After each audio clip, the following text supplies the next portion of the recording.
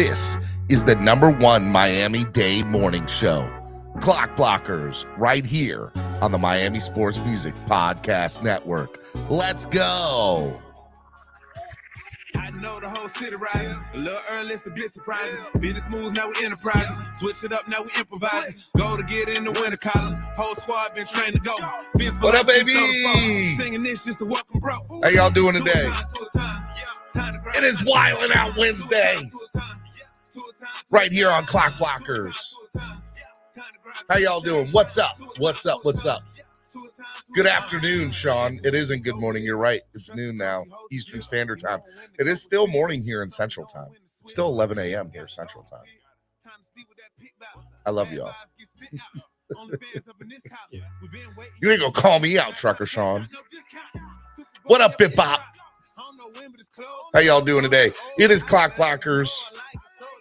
I'm your host, Stephen Daniels. You can follow me on all social media at Stephen D. SKPL. Spread kindness, positivity, and love. You can also follow Miami Sports Music everywhere at Miami Sports Music, except on Twitter, where we are at MIA Sports Music. All right. What else do we got today? Oh, didn't mean for that to happen. Gotcha. Let's see here. Hit the like button, please. Subscribe to the channel. If you want to help me, donate to the channel, okay? You can donate by using Cash App or PayPal, $MSM Podcast Network, or use the QR code right on your screen, or MSM Podcast Network, or use the QR code right on your screen. You can also use the YouTube Live Super Chat, which is the $ below the bottom of the chat. You can hit that, and that can work as well. Want to give a big shout out to Tailgreeter. Download the app today on your current Crapple or Android devices. Make sure y'all do that. Shake Money, what's up, Shake? Shake Money, good morning. My neighbors, it's another beautiful day in Zamunda. Did you happen to catch the professional football contest last night? It was most exhilarating. The Giants of New York took on the Packers of Green Bay. And in the end, the Giants won by kicking an out-long pigskin through a big H. It was most exhilarating. That came to fruition on Monday night. Just saying. Just saying. He knew something. I think it's happened twice, or 2 or 3 times, actually. That movie has come to fruition in real life. What's up? What's good? What's good? Man, we got a big day. Today's a big day for me. #1, my daughter's birthday is today. If you guys want to donate so I can, do stuff for my daughter's birthday, she turns 9. So $9 donations today. Let's go. $9 donations for my daughter. Her birthday is today. And that's why, getting stuff ready for that today. We're having a little bit of I am not allowed to call it a party. My wife said I cannot call it a party. It's a dinner that's going to have balloons and presents and cake and ice cream. Sure sounds like a party, but I'm not allowed to call it a party. Okay. It is just a dinner for a 9-year-old with her best friend and her family. Sounds like a party to me. Okay, there's multiple people there. Matter of fact, let's define what a party is, shall we? Hopefully my wife is listening. Party definition. A social gathering of invited guests, typically involving eating, drinking, and entertainment. Sounds like a party to me, honey. But I'm not allowed to call it one, according to my wife. Weird. Just weird. Okay. Yeah, so she turns 9 today, or 8 today, excuse me, 8. So yeah, I have an 8-year-old now, 8-year-old girl. Baby girl's turning 8. We had set up a little scavenger hunt for her to get her presents all around the house. So we got to be real extra, I guess, with her. Real extra. They're a lot. They're a lot. What else, man? Oh, I know some of y'all aren't hip hop heads, and because of political stuff, you're probably not a big fan of this artist. But I do love his music, and I listened to his new album last night on YouTube, and it was fire. Ty Dolla $ign and Kanye West came out with a new album, and it's dropping officially on Friday, but they had a listening party on YouTube like a couple days ago, so I listened to it. Bruh. The whole album's a banger. The whole album. You say what you want, Viper. You say what you want. That the album was fire. The album was straight gas. I know I'm an older guy. I shouldn't be using the slang terms, but it was fire. That's how good it was. Okay, I'm just saying it was. It was really good. Viper asked Stephen, Ben Jones or Rodney Hudson. Ben Jones all day. Give me Ben Jones. Ben Jones. Raul, what's up? All right, it's Wiling Out Wednesday. There's a couple ways Wiling Out Wednesday works. Let me kind of give you the rules of how Wiling Out Wednesday works. There's official timeout and ban rules. Everybody comes on everything. There's different tiers for band levels. $10, $10 10-minute timeouts, $50 day ban, $100 week-long ban. You or someone on your behalf can pay to bring you back. Once that happens, the original person who banned or timed out that person can no longer ban or time out at that level. They must move up to the next tier, but someone can ban or time out at any level. Remember, this is for fun. It supports the channel. Enjoy. Don't take it personally. Swear jar is in full effect. If anybody donates $100 to the channel, swear jar is out the door for the day. No more swear jar. If you donate $25 to the channel, you get a swear jar pass. Costs as much as you want. It gets a little crazy, especially during weeks where we lose. So I fully expect today to get a little insane. So I'm going to drop the link in the chat right now. And I'm going to open this up, man. This is a show for y'all today. We're going to have an abbreviated show. It's probably going to be about 90 minutes. So get up here. Let's do it. Let's do it. Let's get up in there. There we go. Oh, there we go. Bip-Bop with his $20 donation. Says, for you and your daughter, my friend, I misread your statement on X. Thought with your new job offer, we were going to lose you as the host of Clock Blockers piece. So Bip-Bop, the place where I'm going to is going to be announcing it tonight on social media as well as a show. So you will find out this evening when I'm in the dinner with my daughter, not a party. We pre-recorded a segment last night, and they're going to play it tonight on the show, and they're going to release it on social media. So I am stoked. You will find out where I'm headed tonight. It'll be good. It'll be real good. I'm excited about it. I think you're going to like where I'm headed, and Clock Blockers isn't going anywhere. All right, so don't y'all worry about that. Trucker Song says, I'm taking a guess. Y'all can guess. Y'all more than welcome to guess. But you're not getting an answer until it gets announced tonight. I can tell you that. So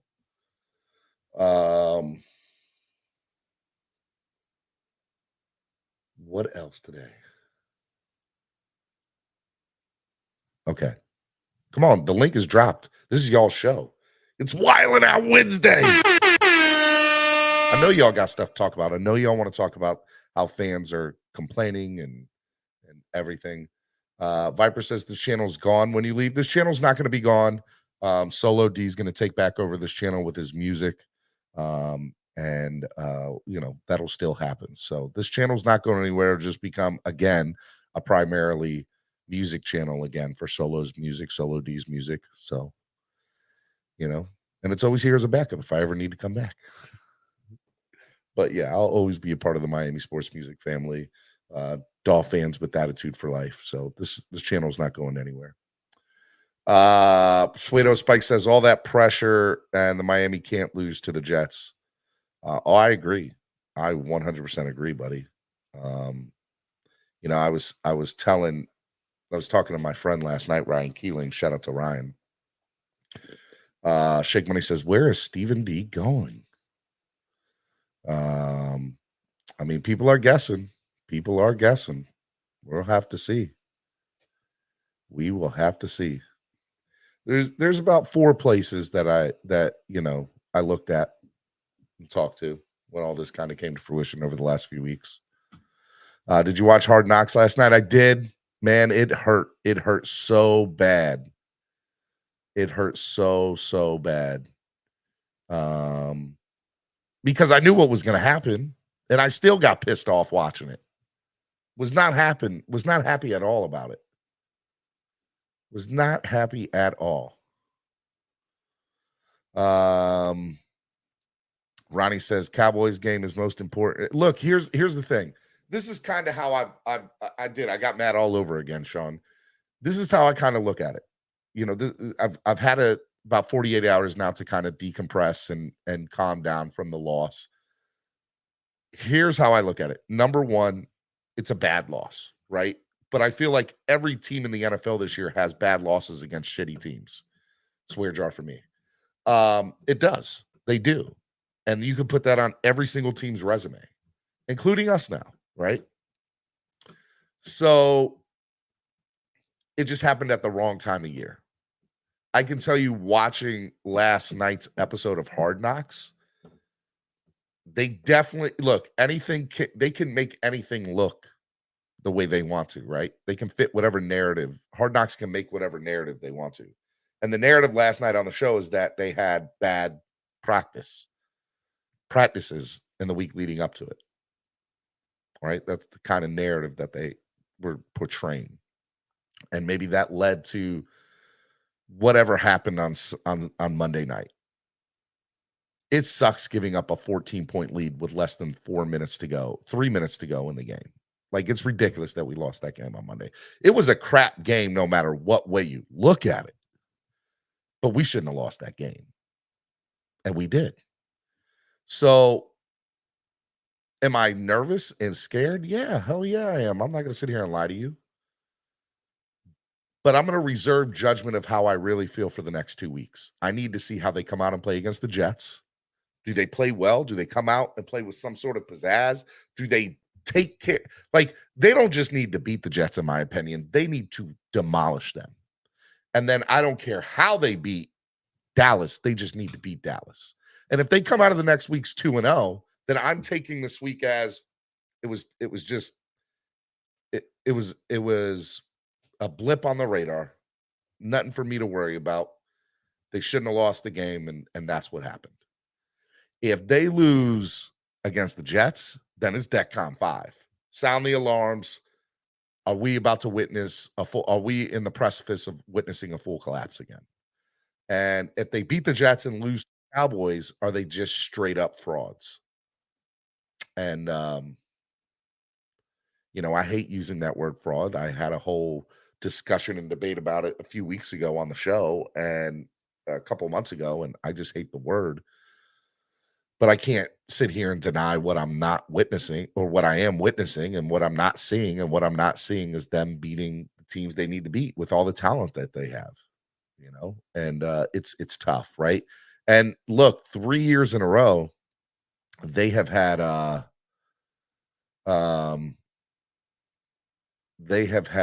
all these people going to there. Look, hey, I see people, y'all can guess where I am going. I see people in the chat trying to guess where I'm going. Tonight, the place where I'm headed to is going to make the announcement on social media and a show, and a special show. And so be on the lookout. And there's about 3 places people are pretty, I had a conversation with about 3 or 4 places. So, I mean, look, anybody can be right. Anybody can be right. Anybody can be wrong too. Okay. So just be on the lookout. I'm not going to answer no questions. That's right, AB. I'm going to ESPN.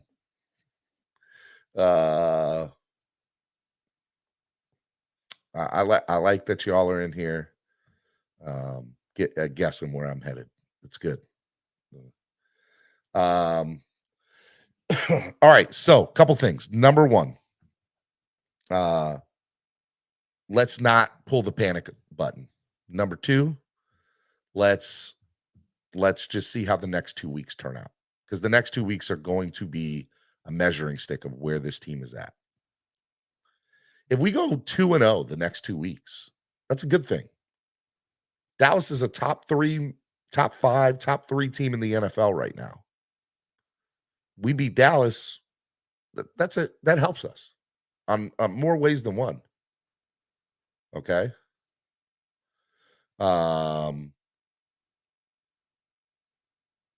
there's a lot of things that are kind of in there.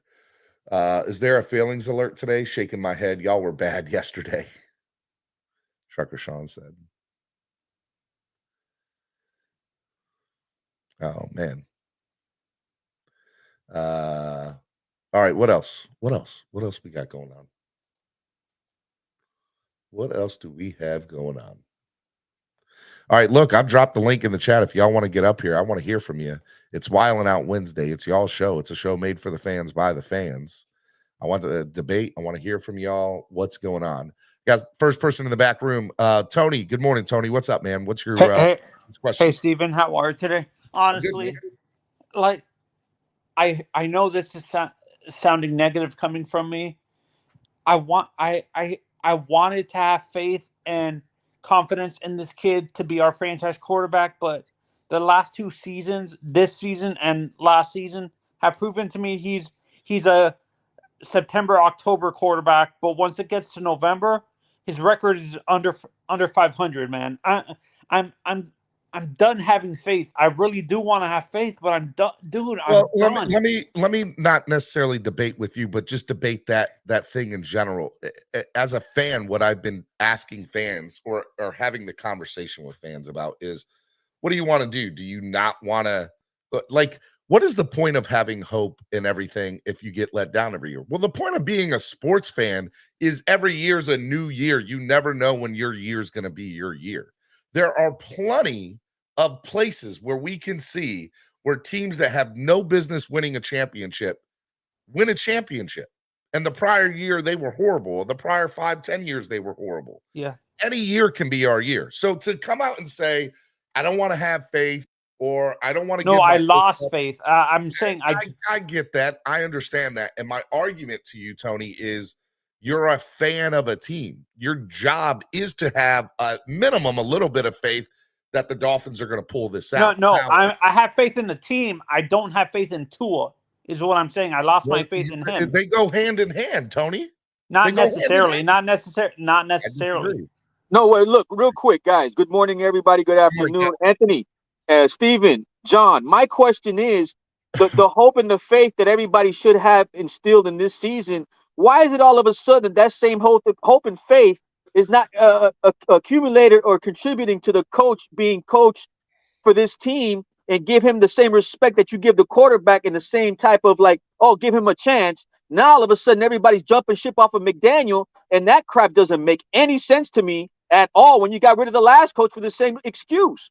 Like, when is the accountability going to be on everybody, including the quarterback, coach, and defense? I'm tired of hearing the O-line and the coach getting the brunt of everything, the defense bailing your ass out, and the quarterback walks away scot-free off the hook with no type of accountability. Right. So Cap, let's just throw it out there. Tua doesn't walk away scot-free. He's the most scrutinized player in the NFL today, as far as I'm concerned. No, why are we blaming McDaniel? Why are we blaming McDaniel? Because McDaniel deserves some of the blame, Cap. Really? I thought he was the guy. I thought he was him. I've clearly said on my show that I love McDaniel, but he has accountability and culpability in what happened the other night. His play calling was horrendous, and he made bad personnel. So McDaniel fell down and got sacked at the last play of the game, right? I'm not saying that Tua doesn't hold any accountability. No, I'm just saying, but the McDaniel was on the field and got sacked, right? And held on to the ball twice once again, right?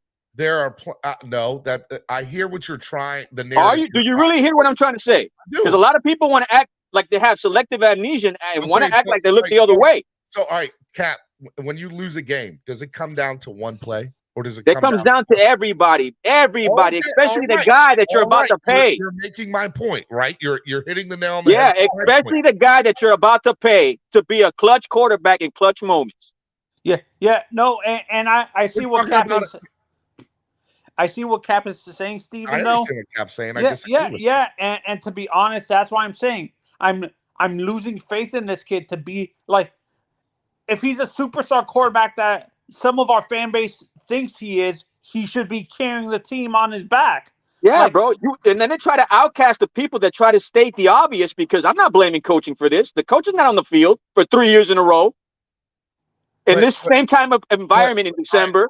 All right, two things. 3 years ago, you can't in any way, shape, or form put that on Tua, okay? Because he's not the same I'm player. talking about these past 2 years. Bro, I'm talking about in December when Tua's on the field. Stop it, Steven. He wasn't on the field last year in December. Bro, every time in this, okay, well, that proves my point right there. How are you going to blame coaching when the guy's not even being accountable for being on the field? Okay, so hold on. So the game against Washington, which is a very similar team to Tennessee, he absolutely demolished. No. We're talking about now. Don't go. Look, if you want to talk about now, let's talk about now. If you want to go way back, let's go way back than the Washington game. If you want to go way back, let's go way back past the Washington game, and you're not going to like what comes out of that. Cap, the game I am referring to was the game before Tennessee. Okay, and I'm talking about the game that played was 2 years ago versus Tennessee, and I want to talk about the Chargers game from last year. If you want to go way back, so again, as I said, do you want to go way back with me, really? Cap, as I said, no. Let's not talk about Washington. Let's talk about the quarterbacks that came over here in December, same time frame, and came and whooped our ass in freaking upset games. But nobody wants to talk about that. Let's talk about McDaniel. Let's talk about the O-line, Batman. Come on, let's talk about the O-line. I mean, it was a team. It was a team loss. It was a team loss. Yeah, but you got people out there putting out polls about McDaniel, and everybody wants to get rid of McDaniel now. That's bullshit. Listen, that's crazy talk. You're not getting rid of the coach. You're not getting rid of the quarterback. The quarterback is here to stay. They already picked up his option for next year. That's fine, but he can get criticized as well. Absolutely. That comes with the territory. Tua did not play. For people to get outcasted just to bring up his name, that.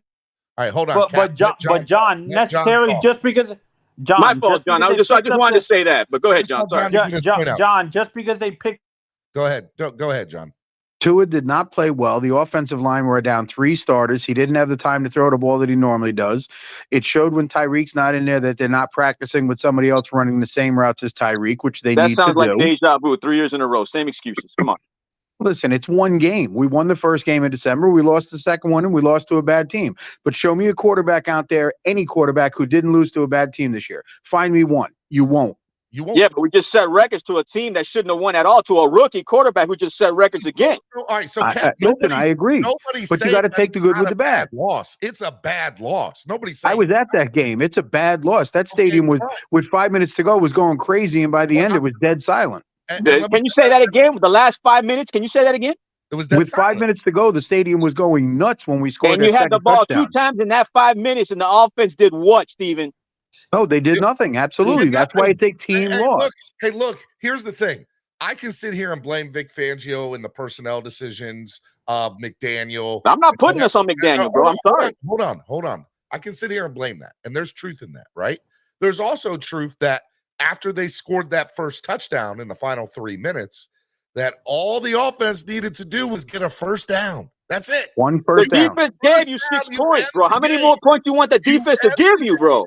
No, all Tua needed to do was score a touchdown. Raheem did all the work. He didn't. Well, see, that's a BS comment. Is it BS, really? Is it BS? Yes. 100%. Yes. Okay, so how many yards and how many touchdowns did our quarterback throw for in that game? Who cares if they're scoring touchdowns? What does it matter if it's a rush or apparently it does matter when it's 5 minutes left and you don't trust the quarterback. You trust the running game, but you stop throwing the ball because you trusted your quarterback. So timeout. But you just does that sound familiar? Hold on, Cap. You just said you didn't want to blame McDaniel. McDaniel's calling the plays. Yeah, bro. You can audible. You're a big boy. This is 3 years. Come on, you should know better. Look, man. I'm not saying he couldn't have, but what I'm telling you is that everybody deserves. All I'm hearing is about McDaniel this, McDaniel that, and Tua gets off the hook like always, bro. See, Cap, what you just said, Cap just said is something that I brought up, and people correct me saying the audibles are built into this offense. I'm like, where? Explain to me where the hell these freaking audibles are built in. I never seen any audibles built in. Well, I mean, number one, the audibles are built in because they clearly have, even in the Hard Knocks. There are no audibles. They don't trust this man with the ball for more than 3 seconds. That's why he has to get rid of the ball in 3 seconds. The offense is predicated on 2.3 seconds. Hold on. The offense is predicated on him getting a quick release. I'm not denying that. Yeah, how did that work? It's been great. He leads without the cheetah. How does that work? Tua leads the league. Without Cheetah, how does that work, Steven? Like, what do you want from the guy? I want you to answer when Cheetah's not on the field. How does that work? It's not good. I'm not sitting here saying Thank you. It's not good. I just wanted to say I wanted to say something because Tony and Cap are putting out a Batman, I'm glad you're alive, bro. You've been missing, bro. We've been worried. I told everybody I was gonna be back on Wednesday. God, bro, you okay, bro? That being said, the narrative that Cap phone was off, but we couldn't get in contact. And Anthony are putting out that Tua can't win in December, yet Tua's above 500 in the month of December since he's been. So what happened Monday night, buddy? And let's not look. And let's not even look at Dan Marino because what's his record in December? I mean, Dan Marino. Oh my God, this guy's bringing up Marino. Jesus Christ. So, Cap, if you obviously don't know what a winning quarterback Batman, is, in the what month happened of December, Monday again, bro? 3 years in a row in December, Batman. What happened? He's what happened? Is that He's above is that McDaniel's fault now, or is that Flores' fault, Batman? Hey, John. You want to blame Flores again, Batman, or are we blaming McDaniel now? No, I'm not blaming McDaniel. Oh, let's blame the O-line, Batman. That's your that goes up your alley, right? You want to blame the O-line? Let's go. Let's go. I'm blaming Liam Eichenberg. I'm blaming Liam Eichenberg and Danny Crossman. Yeah, bro, this is so obvious and so typical, bro. Liam Eichenberg playing guard has been very well. Liam Eichenberg playing center is you cannot say that to Batman, bro. You cannot. Travesty. And if you really want me, if you want me to be critical of Chris Greer, because everybody thinks I'm pro Chris Greer, which I am, I can admit that. Why don't you have a real center as a backup? Because not one person outside of Connor Williams was a true center on this team. Because your quarterback is supposed to be him. He's supposed to compensate for a center. You get upset, but that's what you keep telling me. You keep telling me that, right? You still need a center to snap the ball. Oh, now we need a center, right? Oh, okay.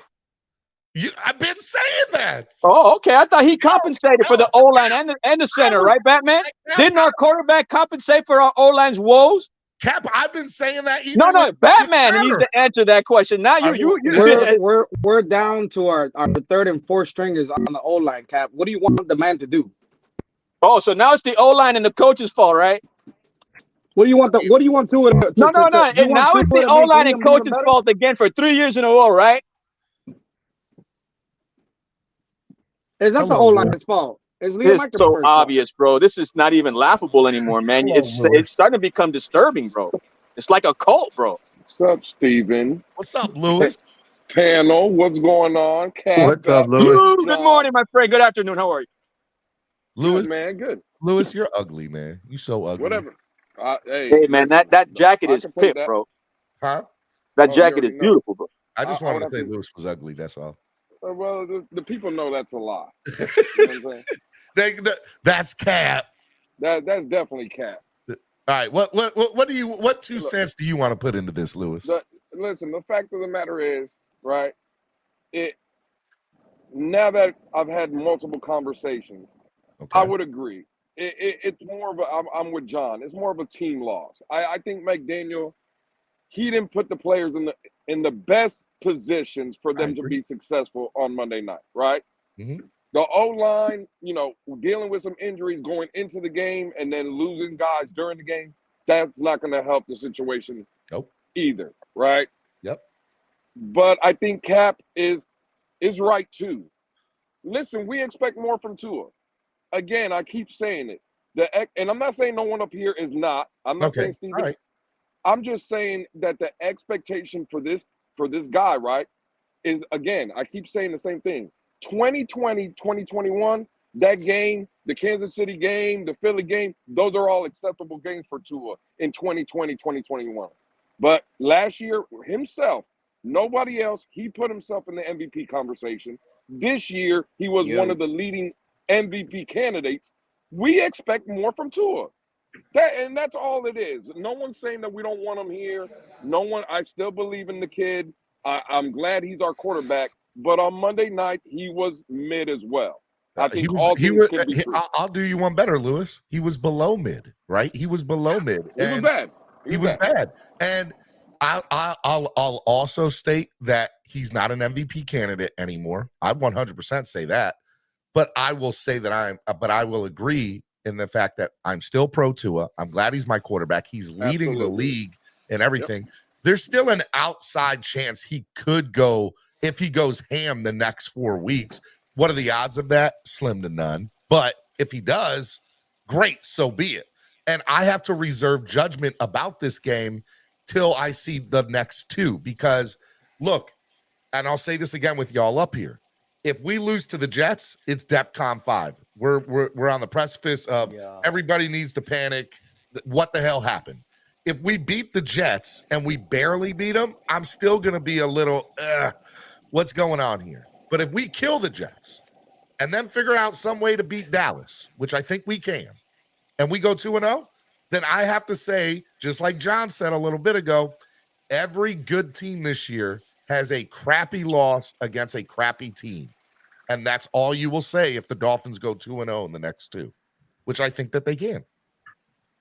Okay, we'll see. I just want to say real quick, like, obviously there's extreme, like, unhinged takes on either end of this debate with Tua. Either, you know, people hate him or love him for their own biased reasons. But, like, okay, the game on Monday night, like, he didn't do anything special, and he also didn't do anything horrible. Like, the eye test, like, he had the one bad throw underneath to Achane, and I mean, he made a couple of other ones that weren't great, but he didn't do anything like really, you know, egregious. I mean, the in-depth statistics, when he had time to throw, he was 18 of 21. The other 40% of the time, he was under pressure. We didn't run the ball enough.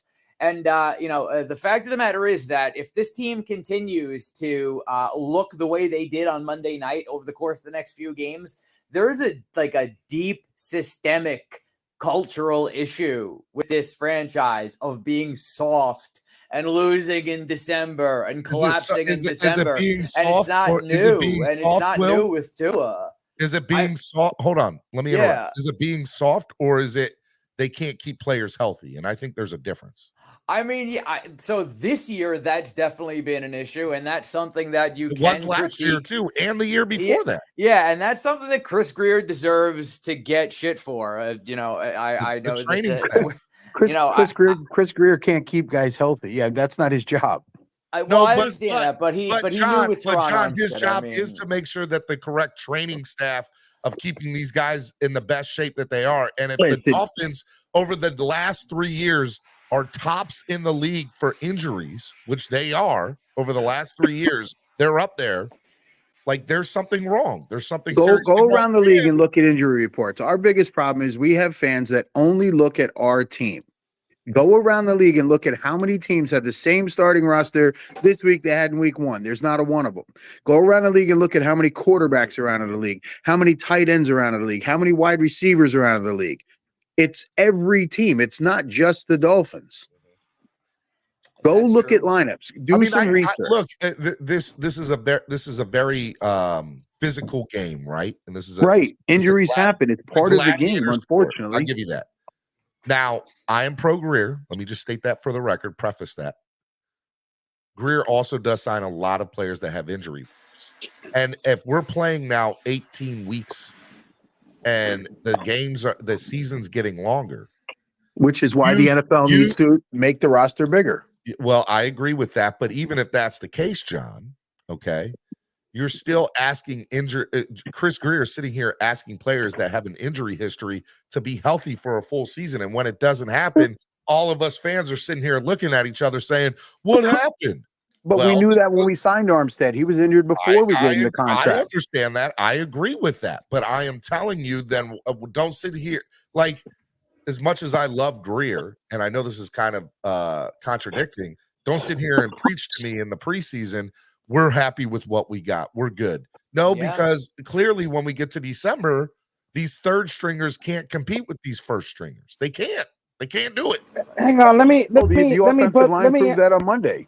Let me ask this question, because I heard this last week, and I think it's stupid to bring up Armstead, that we signed Armstead. At the end of the day, if you go back to the year prior to Armstead, and again, this is not an opinion, this is a fact. We had the worst O-line in NFL history. And you have a premier left tackle going into free agency, the number one free agent, I might add, going into free agency, despite knowing his injury history, we knew about it. We had to sign him. We had to bring him in. What are we like? At what point are we going to be like, oh, we brought in Armstead. He's not playing. Okay, we know that he's not. He's had injuries. Listen, we're disappointed in him this year. He's missed way more games than what he usually misses throughout the season.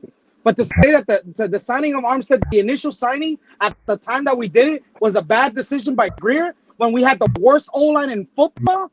Like, seriously, come on, man. Like, It was a bad decision. You don't need a left tackle when your quarterback's right or left-handed. You need a right tackle. You still need an O-line, though. Yeah, You still I need need an a left O-line. tackle for a left-handed quarterback. You still need an O-line. We had the worst. We had Jesse Davis. You do need an O-line. I would agree with Batman.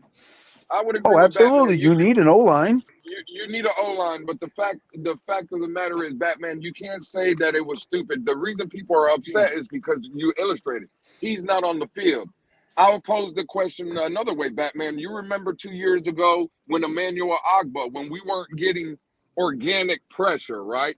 We signed Emmanuel Ogbah to a big-time deal, which, again, even on this great platform, Stephen D was informing us he's hearing Emmanuel Ogbah. I have a great platform. Hold up. Absolutely, Stephen. The platform's great. What I'm saying is, remember when we were having those initial conversations, should we bring Ogbah back? Should we not? But a lot of people wanted to bring him back. But the fact of the matter is, why do we complain about Emmanuel Ogbah now, Batman? Is because he's not on the field, right? He got hurt last year, and everybody's complaining about the money. Lewis, let me interject. That's why Terron Armstead gets his, the hate that Terron Armstead does. But so let me explain to you the Ogbah situation, right? At least for this year. I'm not going to comment on last year because I agree with it for last year. But this year, right, we go out and we lose Jalen Phillips a couple weeks ago, right? Mm-hmm. Well, now we got Ogbah, who hasn't been getting a lot of snaps because he didn't need to because of what we had on the field. So our depth at that position was great, right? We just signed Melvin Ingram yesterday, right? I loved the signing because God forbid something else happens that like our depth at that position is the best in the league, all the way down to the 4th and 5th stringers, 100%. Now the offensive line, that's a totally different story, right? Wish we could find that equivalent at center. Well, I by the way, my opinion is Ben Jones is that answer. Yeah. But Ben Jones said he wanted to come back to the Titans or retire. That's pretty much what he was trying to say. Yeah. Oh yeah, but I mean, who's turning down an opportunity to play on a Super Bowl contending team with Tyreek Hill? If he's happy staying at home in Tennessee, he's gonna stay there, retired. But the question I would have though, we signed Melvin Ingram last night. That's Lewis's favorite player, by the way. Right, Batman. We all know that's my favorite player. The question I would have though, why would we sign Melvin Ingram if Stephen D is telling me that we have great depth at that position?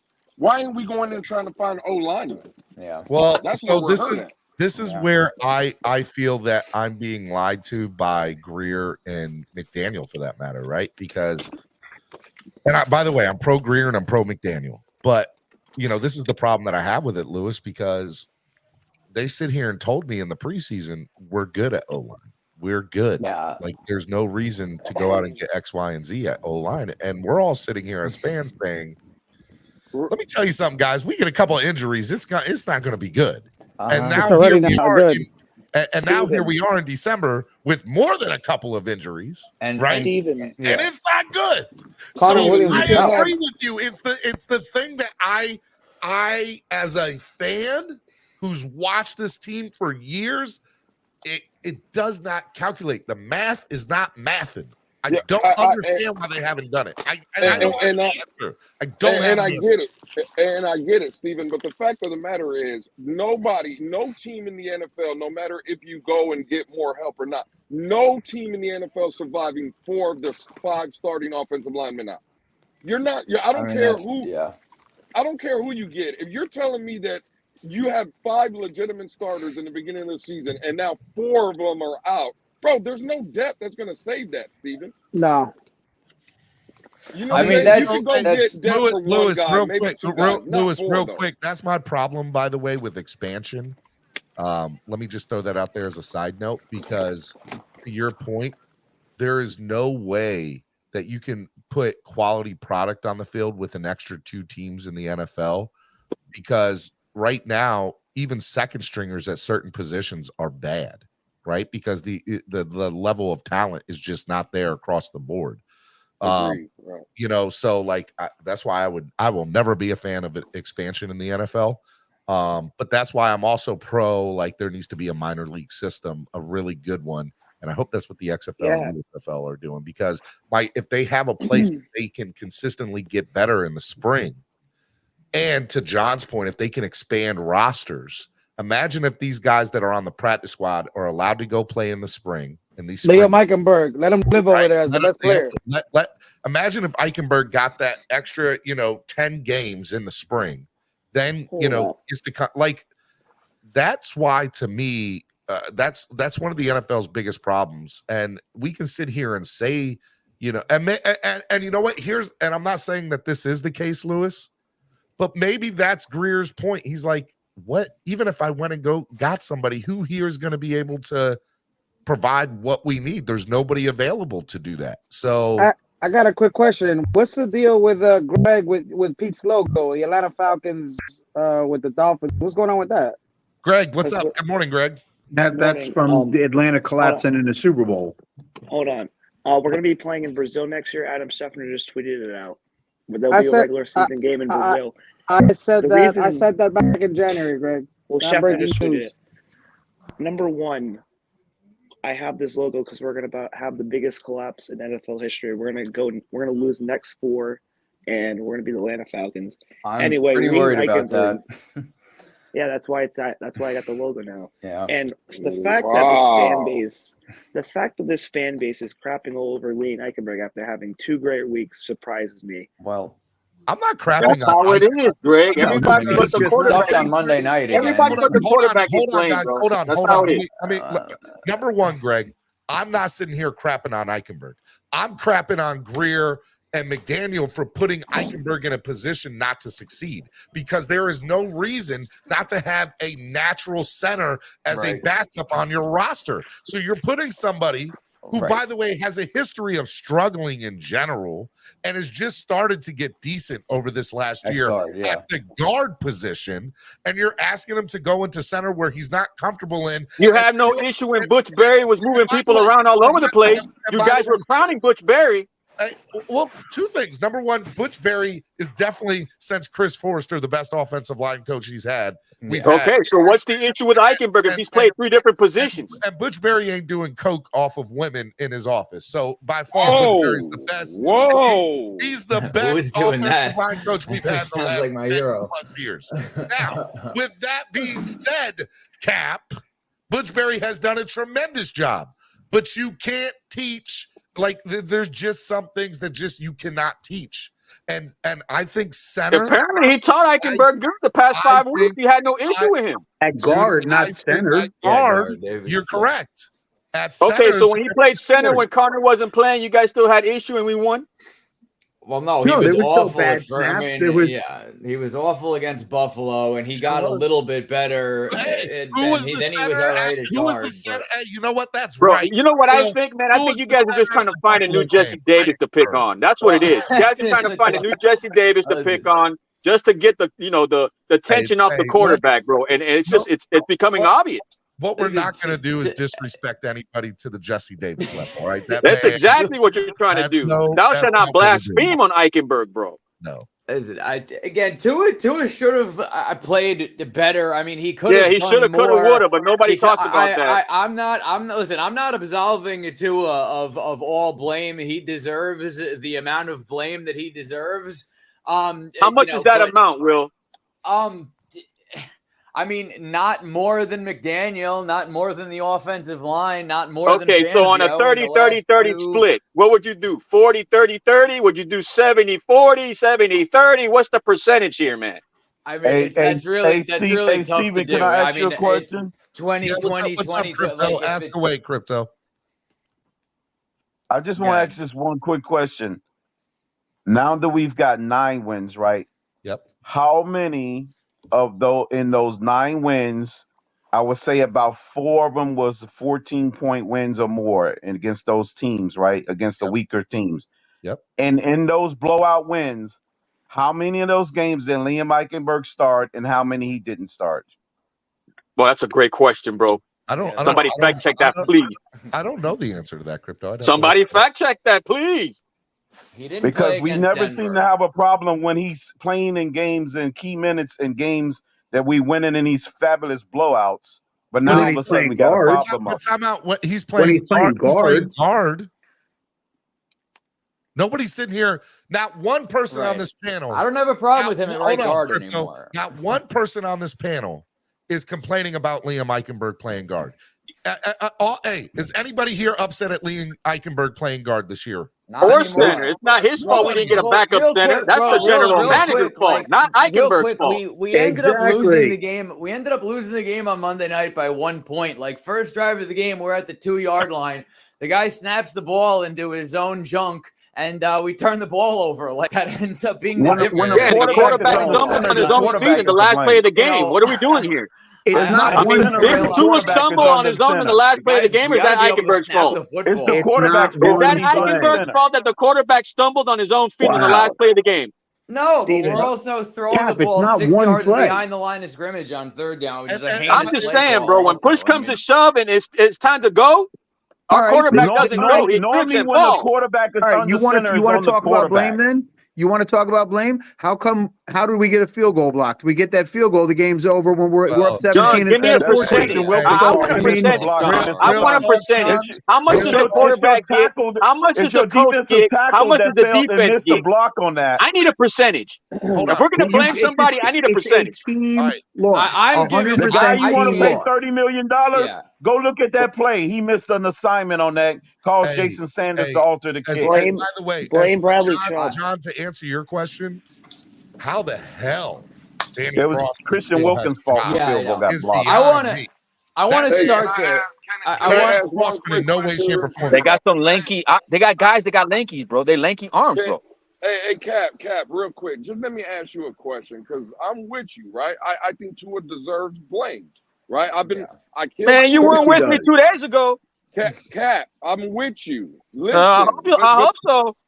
Okay, but this is where again, Cap. We're boys, right? But I got to call it out. You're being hypocritical. Right? Yep, very. Because kill Tua, right? I'm with you. Let's kill Tua. I think he should have played better. I think we can all agree with that. But Cap, you keep saying this elite quarterback that's going to get paid, and what are we going to do? I'm just going to pose a question, Cap. You believe that Josh Allen is elite, correct? I would say yes. The guy in Buffalo. They're 7-6. You see what I'm saying? Justin Herbert, which is elite, right, Cap? With his strong arm and 6'7". I'm just saying. I just want to say Josh Allen is not elite. That's just my opinion. Let's say he's a great quarterback, not elite. It's not for you guys. I'm talking to Cat. Will Levis ain't elite, but he still kicked our ass in December, just like Herbert did. Well, that's the defense. Yeah, that's what I'm saying. But Will Levis, the week before Cap lost to the Indianapolis Colts, all I'm saying is kill Tua, but stop this narrative like, well, he sucks because he lost this one Well, people game. need to stop blaming the coaches all the damn time. This is like what, 2 different coaches, 3 different years, same outcome. But yeah, we're gonna. You want to blame the coach after you fired the last coach for coaching? That's hypocritical as fuck. Hold on, guys. Sorry. All right, Cap. Nobody's sitting here saying that they should be fired. No, if you want to go to Hypocrite Island, talk to the people who said, "Hey, hold on, I'm gonna mute you for a second." Of misfit hypocrites. Nobody's asking. Yeah, Hypocrite Island ain't. Hey, nobody's asking for the coaches to get fired. I want to ask you the question, Cap. Is how can we not blame McDaniel for what happened on Sunday? Hey, you made the bet, you lying. You're not going to blame this coach once again, bro. Hell no. You're not going to blame the O-line once again. Hell no. Hell yeah, you are. Some of it. He deserves a lot of it. He doesn't deserve it. You guys come with the arrogance. You start hyping up all this bullshit. Then you get a reality check from the football gods, and then you don't like the outcome. Right, you got 3 years in a row. You guys start getting cocky. All right, hold on. You get the football. Hold on, Cap. Hold on. I want to answer a question about the players still have to execute the plays he called. I'm going to make this easy for you. I'm going to ask you a couple of questions, and I want your answer. Give me a reason.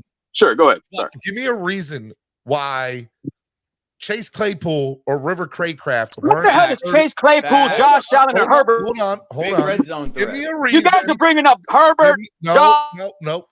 Answer the question. You're not even listening. Answer the question. You're not listening. Bro, because you guys have not answered my question. Yes, we have. Yes, we have. Cap, give me a reason. No, you haven't. You're complaining about a coach, but you just fired the last coach because of coaching. How does that work? That's the problem I start having. Ain't nobody answering that question. So before you start calling me a hypocrite, somebody answer me. How you gonna fire the last coach and complain? Cap, This shit can happen, Cap. What are you talking about? Thank you, Lewis. The coach does have some blame. No one's saying there's no. And that's the coach you wanted. That's the coach. Hold on. Oh there is, and that's the coach you. Cap, nobody's blaming him entirely. Cap, you can't be this slow, Cap. There's absolutely no reason that Cedric Wilson, who's been cold on the bench, comes off the bench in red zone situations to be the guy when you have Chase Claypool and River Craycraft, who have both shown that they are red zone guys. Hey, you wanted McDaniel? You got McDaniel. Okay, well, there you go. Then that part is the coaching decision at game That's time. a coaching decision. Okay, he gets 15%. After we move on. I'm not done. The other thing is, we sit here, we have the NFL leading rushing touchdown leader in Raheem Mostert. Exactly. And you get into the red zone twice, and because you trusted your quarterback. How'd that work out? And you throw 6 passing plays. You trusted your quarterback. How did that work? I can't forgive McDaniel. You trusted your quarterback. How did that work? I have to blame McDaniel for that. You trusted your quarterback, right? That's on McDaniel. The play calling was not creative either. It's a stupid fade to hurt ankle to Tyreek Hill. Now everything's stupid and people are slow. You saying a fake call? You guys see how you do this, right? Not everybody's stupid and slow, right? Hold on, Cap. Hold on. You got many options to throw a fade. I see y'all going hard in the paint on this stupid fade. Hold on. I got one more for you. There's many options to throw on the fade. Tell me why on third down, on 3rd and 4. On the very last drive, we're throwing the ball 5 yards behind the line of scrimmage. I know. Oh, that makes no the same sense. reason why you would run the ball 5 yards behind the scrimmage. There's no difference, Steven. That's totally different situation. Hey, that's the coach you wanted. That's the coach you wanted, Steven. That's the coach you wanted, Steven. Every last part of that's on McDaniel. I'm not giving up on McDaniel. Can I just answer the percentage? The percentage that I blame the defense for that. I like McDaniel. McDaniel's the reason. Yeah, it seems like you don't like him now. You're playing the result. Now you're playing the result. McDaniel and the rest 70% the players. Okay, that's fine. The percentage don't matter. Hold on, Steven, because this right here, what you just said about in the red zone, right? Yep. Well, you got to blame McDaniel because he didn't run the ball, and I get that, right? Yep. I do get it. I really do. Honestly, I get it. And McDaniel didn't get sacked on the last play hold either. On, Cap, hold on. Hold on, I'm Cap. about to help you out. Hold on, Cap, because I'm about to help you out in your argument. See, that's why, and now you CB, I can't believe I'm even quoting CB, but the eye in the sky man, I'm going to write lie. this down. The eye in the sky don't lie. You can go to Twitter now, and I forgot what red zone player it was. I think we were at like the 2 or 3 yard line, right? I agree. We should have ran the ball, or we could have ran the ball more. That still doesn't take away the fact that when we passed the ball on the play that Tua slipped, I just retweeted it out because Omar Kelly tweeted it. Yeah. On the play that Tua slipped, Braxton Berrios is running wide open in the back corner or in the back coming across the end zone. Wide open. Wide open. Don't tell me that, again, could we have ran the ball there? Again, cool. But should we have ran the ball there? Right. Hold on. Again, you can say that. But when the play was there, that's not what was called. It was a pass play. There was a guy running open, and our guy Tua didn't hit him. That is also true. And Lewis, that is also true. Lewis, you're 100%. Lewis, hold exactly. on. You're 100% spot on. And if you've listened to me and listened to what I've been saying this morning, I have clearly said that Tua deserves some of this blame too. Tua should not. I agree. Tua. There were multiple times the other day the other night where I believe that Tua was going to his first option and then just getting rid of it. There was multiple times where I just was like, Tua, if you just turn your head the other way, you will clearly see somebody else wide open. What happened to the 2.3 seconds? What happened to that? look, I mean, I'm just telling you what I saw. I'm not The saying fastest release time, right? Cap, ain't nobody sitting here saying that Tua doesn't deserve some of this responsibility and the finger blaming. All I'm saying is that, in my opinion, you put your players in the best position to succeed. And I do not believe McDaniel did that on Monday night. Personal opinion. I can't believe I'm pulling this card again, but you know what? I got my coaches back on this one. You're not going to blame him at all for this. 5 minutes Sure you ago, are. you were ready to Absolutely. kill the coaches, and now Absolutely. you got their Oh, that's on y'all, bro. You guys, No. all of a sudden wanted the coach, right? You got the coach, and now you're complaining about the coach. Listen, I Get out love of here, bro. McDaniel. First of all, That's I the love most hypocritical McDaniel. thing I've ever heard in my life. You talk about Hypocrite Island. Cap, You No, wanna- it's called All right. watching the I love game and understanding the game. Exactly. All right. And I'll do you one better. I love Don Shula, but Don Shula damn sure lost us some Facts. games. 100%. All right, listen, And this is all where the arrogance Yes, comes he in. did. This is where the arrogance comes in. Oh, well, you need to watch football to understand it. Hey, man, a loss is a loss, a win is a win. You can't overanalyze that. Come on now. I mean, that's Let's all not do we this to ourselves, That is bro. the whole point of The why The football gods punished us for being arrogant as fuck the past 3 years, and you're doing it again. Learn like a person, bro. Learn. That is the That's whole what the point of show is Wild Out for. Wednesday, is to overanalyze everything. That's what The fans football do. guys Okay. don't like cocky, bro, and arrogance. We've seen it firsthand. Stop Nope. it. I don't Here's a think- straightforward point. I have a very straightforward point. We God don't like ugly, bro. God does not like ugly when it comes to this team. Well, Very straightforward point. Lewis We is had a- calling. I was listen, about to give time Lewis. out. I was about to Re- give Lewis some crap. Real gone. quick, Right. we had a 14-point lead with less than 4 minutes to go against the team with basically one receiving threat and a rookie quarterback, and we let them score 15 points in basically less than 2 minutes of football, bro. At the end of the day, that's awful defense. I know they scored a defensive touchdown early in the game. I know Before- they got hey, it. look, But before like, the bro, last that's 3 minutes of the game, inexcusable. Those before two the- drives, they went down the field in like 6 plays for those They did. touchdowns. And- I mean, Yeah, that that's was fine, but heinous. guess what? That was god That awful. So defense to me, that's 60% of the also blame. That's so kept you bad. from getting blown out early in this Well- game because well, without that hey, pick look, six, I we're don't down know if I 17 wanna- to They nothing. played great run D, but Will- those Will- last two Will. drives give it all away, and including the 2-point conversion. I mean, if you Will, stop I that don't- makes a Will, difference. I don't want to sit here and put a number on it, right? Like, I agree with you, right? Like, That's terrible.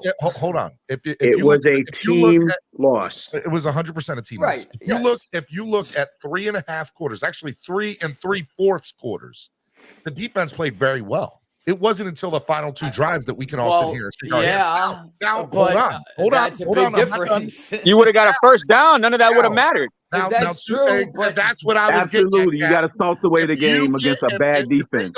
If they go down in the field and score, it's like a minute. What is it? A minute and 53 seconds left on the clock at that point. Yeah, and The we couldn't even get a single the first down. Dolphins. All the Dolphins had to do was get a first down, and the game's One over. first Right. down. That's it. One Right. first Just down get seals one the first game. down. No, Now- Hey, Steven. They didn't Hey, do that. Steven. How you doing, Nene? What's up, man? I just want to add some perspective here, and I'm going to land very quickly. You know what I'm amazed of? No, If we go on would've cruise pulled- control, please. Just if fly. we- Autopilot, if please. Hold on, Cap. If we would have won this game and all of the other things that happened, I don't think many people are mentioning what's wrong with this team. Mhm. Each game we lost, the other team was more physical. that's a fact too. Yes. Hey, And Martin. The And other team I earns would a add on paycheck. to You're right, this. Nene. one thing that I see beyond people just want to prove their point is it ignoring issues even when we win. Yep. A lot of the issues that are happening during a loss also happens in a win. And no one says anything about it until we lose. Then now everybody is going and regurgitating things. Our offensive line, to be honest, has been a problem even before the ball was snapped game 1. Oh yeah. Hey, If we're- if we're being honest, hold on, let me land, ask you a question. because I'm very I think you'll respectful. land with it. Do you think that fans would be complaining this much if we had have squeaked out a win on Monday night? What I'm saying to you. That's exactly my point. If somehow, some way we get that drive right, and let's say it's even a field goal, all of the other components on what everybody is complaining about, maybe out. Hold on, somebody. Hold on, I'm getting feedback from somebody. Go ahead, Nene. Sorry. Can you hear me?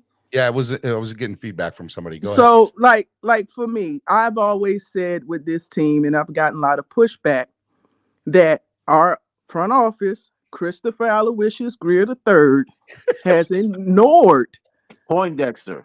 ignoring that a lot of the It's a sweet guys middle that he name. gets are guys with injuries or their projects. But when we winning, everybody tells you to shut up and enjoy the wins and hype up your team. I wish Batman was here, because now that we lost, it's so easy to go back to You the ain't gonna Liam. find him. Now, Nene, do you agree with and I'm gonna let Martin go after this. Shout out to Martin for coming on the panel. All right, Nene, do you think the saying of good teams find a way to win are accurate statements though? So like there's some truth in, hey, just enjoy the win. We got it. Well, here's the thing. You can enjoy the win, but you don't have to be blind.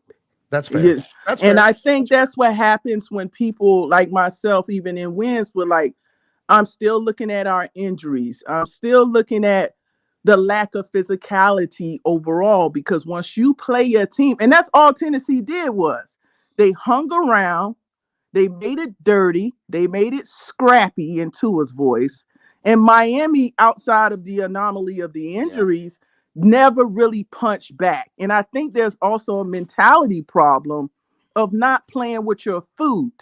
I think they went in there thinking the game was already won and that they could just use their high power offense to overcome mistakes. And as those guys, you know, they always say, don't let them hang around. The more that they hung around in that game, the Tennessee Titans, the more confidence they got.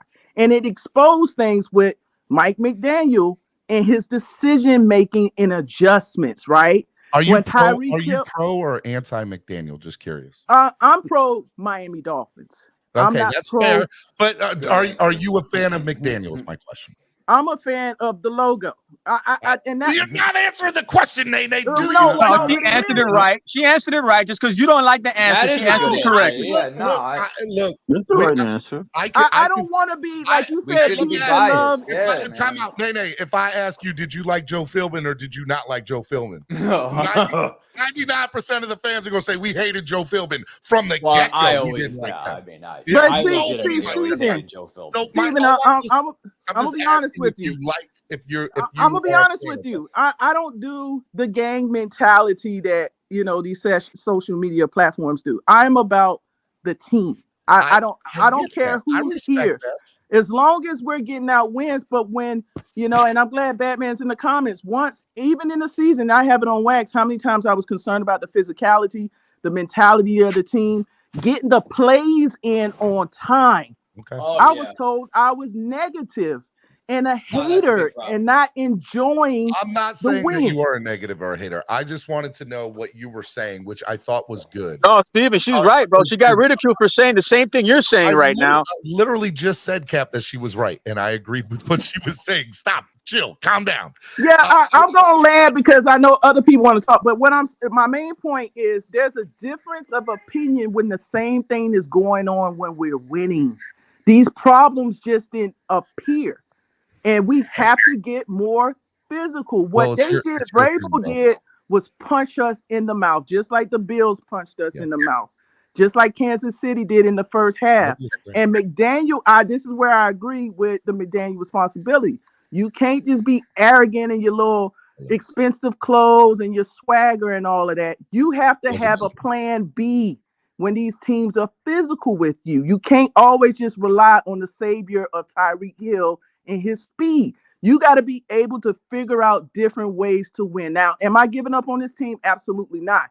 But I just think it's hypocrisy that some of the same people that was praising Mike McDaniel, some of the same people that was praising Butch Berry and what he's done with this O-line are dragging him during the ground now that we had a loss. And I land my plane. Y'all have a blessed day.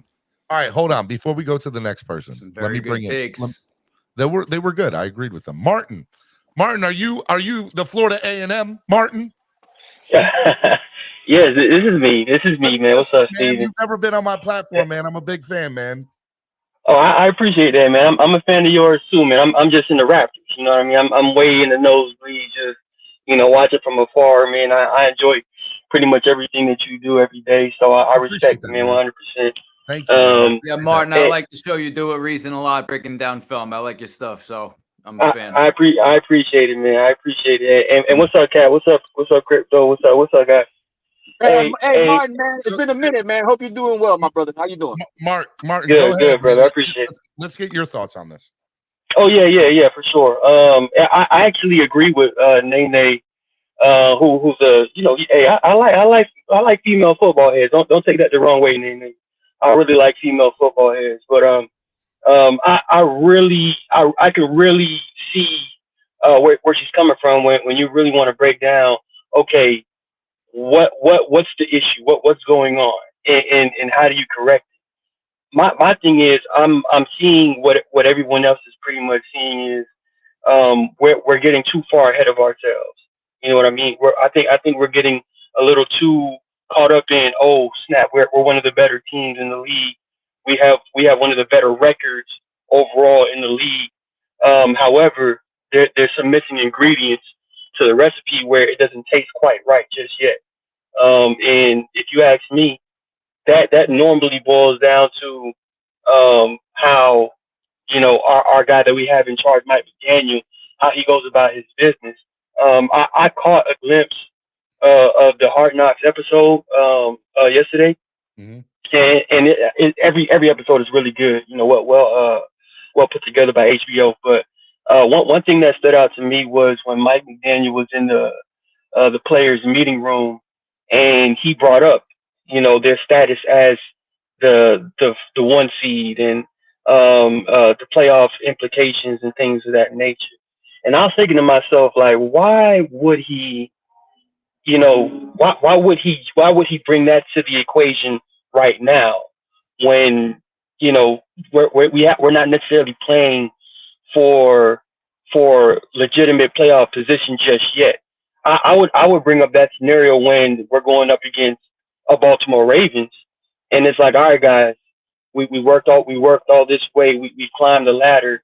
We're at a point in time where it's time to start discussing elimination. That's when you want to bring up that conversation, because those type of games are where you want to address a team like that. So I was a little taken aback by that. Give you some pushback on it. So yeah, go ahead. Number one, we don't get to see the ins and outs of all these teams throughout the year. So Hard Knocks obviously gives us the insight of that. Everybody says, there was a lot of people on social media referring to that yesterday, Martin, and they were saying very similar stuff to that. And my thing is, I like the fact that a coach is sitting here talking about what fans are talking about, right? And I know that what the fans talk about, I know players talk about, right? Like players. I thought they don't care about us. No, what I'm saying is the same. I thought they didn't listen to us. Hold on, Cap. What I am saying is, listen now. Listening is fundamental. What I am saying is that the same conversations that we're debating. Stop stealing my words, Steven. I love it, Crypto. That was a shout out to you. I love the same conversations we're discussing. Players have those same discussions when they're at the house and chilling or talking to each other, right? Those sure. happen. And so I don't have a problem with the head coach talking about what players are probably talking about to begin with. Oh man, we can get the number one seed if we win, all this and that. He's not afraid to not talk about it. I looked at that differently. I liked it. That was just my opinion of it. I hear you. But I still have my reservations about it, because I'm just thinking of it of a standpoint of when you start allowing outside noise to interfere with your internal osmosis, so to speak, right? Yeah. You that's where you have Miami Dolphins throwing 3 straight passes to score a touchdown for Tua. Let Tua get some passes in. Like I'm big on forget about what everybody else is saying. What is the down? What's the distance? What's the situation? Who's available on the field? What players need to get some touches right now? Like how you're saying, Raheem Mostert is just racking up touchdowns left and right, rushing. When you're at the 2-yard line, why aren't you putting them in? It's best you get out of your own head and forget about these stat paddings and run the football with a guy that almost like Marshawn Lynch in the Super Bowl. You agree? Give him that football. You agree that that McDaniel had this vision of trying to stab the Pats for Tua, and that's why those first 2 red zone visits, he was trying to get the ball thrown to give Tua touchdown passes, and that's what that was on. Do you agree with that? If it barks like a dog, And acts like it's a dog. It must Yeah. be. Wow. You say I'm just saying. What? Ian, what's up, brother? Is that the homie? Salute, homie. Salute. What up, Yeah, Ian? yeah, man. I'm big. I'm sorry, brother. I'm big on just do the right things all the time. You know what I mean? Especially when it comes to not playing with your food, so to speak, as far as the team that you're going up against. Yep. Man, run the football. Do your job. Get out of there with that win. Nobody wants to not convert when you're that close, not convert those opportunities into touchdowns. We literally shot ourselves in the foot both times in the red zone and could have easily got 10 to 14 points just by doing what we've been coached to do from the beginning. It was a blown opportunity. I think we left 21 points on the field on Monday. Yep. That's a great point. Yeah. Look. I'm sorry. Bradley Chubb. That helmet incident. Horrible penalty. Yeah, like that affected it. The blocked field goal that affected it. But both of those errors. That was a 10-point swing. That penalty. People don't realize. That. But both of those errors, the Bradley Chubb incident and even the blocked field goal, I believe both of those were nullified by the football guys when the guy fumbled on the punt return and we converted that to a touchdown. And when Will Levis kind of did a hard shuffle pitch to Derrick Henry and we recovered that one, that kind of nullified those mistakes. But our greatest mistakes, I believe, were on offense for not converting. Clear. Don't think about it. Run the football situations. Our entire offensive line is pretty much depleted. Let's not get out of character. Martin, do you blame that on the execution of the plays, or do you blame McDaniel not making A, the right play calls, and B, putting, in my opinion, wrong personnel packages in when he was making those calls anyway? Even with the play calls, I think it wasn't executed the right way. If you ask me humbly, right. I saw a lot of misreads by Tua when I watched the film, and honestly, it felt like it. Not saying that the moment was too big for Tua, but it felt like he didn't want to necessarily just grab hold and take ownership of, nah, bro, we scoring, and really executing the play exactly how it needs to be executed. But regardless, let's not put Tua in that situation just yet, because from what I can see, there's still a level. As good as Tua's been this year, there's still a level for him to kind of reach. I think Tua still needs more like grooming by Darrell Bevel, especially when it comes to situational Martin, football. Come on, Martin. Come on, dude. Let's not do that, Martin. Please don't go there, Martin. Here we go. Here we go. You want a baby coddle, a guy who just lost a baby Tannehill. Come on, guy. All right. I love you, Martin. I love you, Martin. I love you, man. Cap. Like, seriously, how was that coddling Tua in this particular instance? I'm just saying, how are you going to put development to a guy who was in the MVP talks? Come on, bro. What more coddling do you need? Does that make him a perfect prospect? Nope. I mean, if you're in the MVP talks, that's close to being perfect. No. You mean to tell me, and again, I'm not. Here's my argument to that, real quick, EM. Here's my argument to that. How many MVPs did Brett Favre win? Oh, God, Brett Favre. Here we go. We're not talking about Brett Favre, bro. You just said you guys keep bringing up Josh Allen, Herbert, Brett Favre. Come on, man. Let's not do this, man. You just said MVP and perfect go in the same sentence. And all I'm telling you is just because you win an MVP doesn't mean you're perfect, because you said he was MVP. I'm just going by your. And I'm saying that your definition of the MVP is wrong because it doesn't mean perfect. No, you're the one that said MVP. So Cap, you don't think I'm going by your words. so Cap, I'm asking you a legitimate question. Go ahead, So Ian. Sorry, my bad.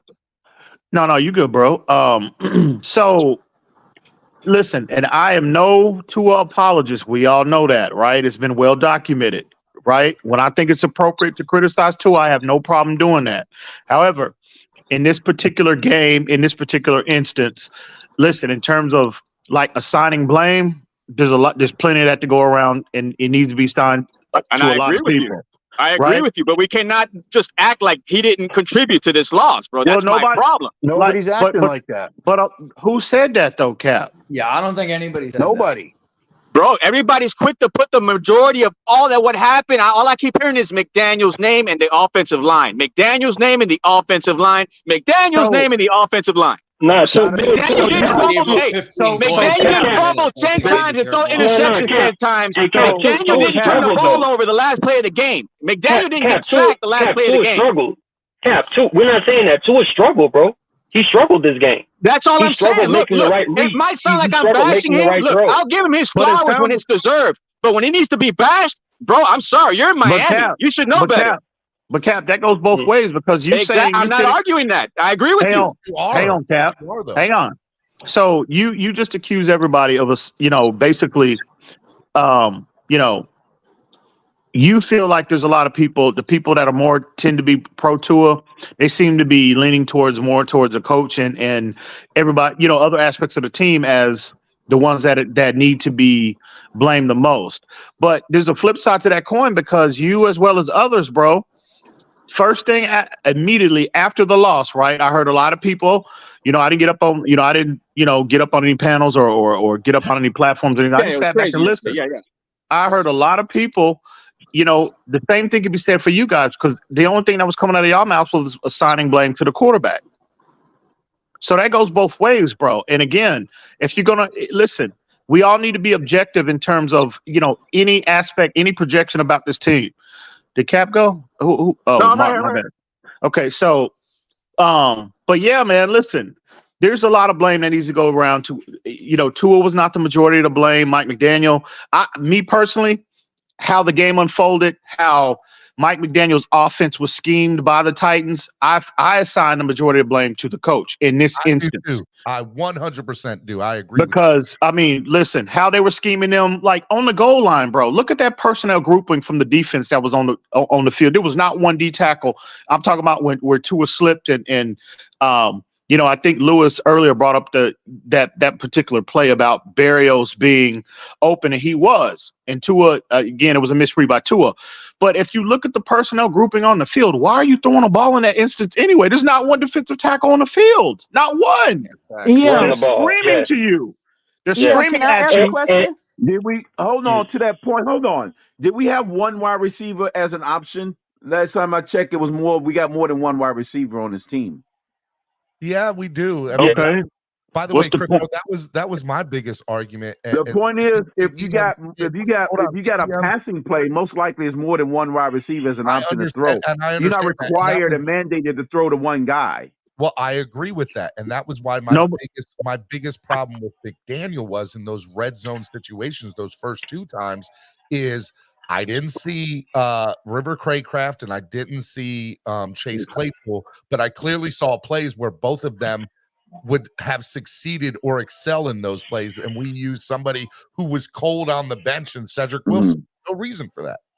No. Well, he's going to stay cold, so I have a question for the Nene, go ahead. And Cedric Wilson's not a factor. So I know we're blaming McDaniel, Fangio, and Tua, but what about the other pieces that are kind of getting missed in this, right? There's other coordinators on this team. Like, when they go into halftime, there has to be conversations. Okay, what do you see? What do you see? And there has to be some type of adjustment. I know Mike McDaniel is the head coach, but there's other pieces, i.e., I'm looking at this medical staff, right?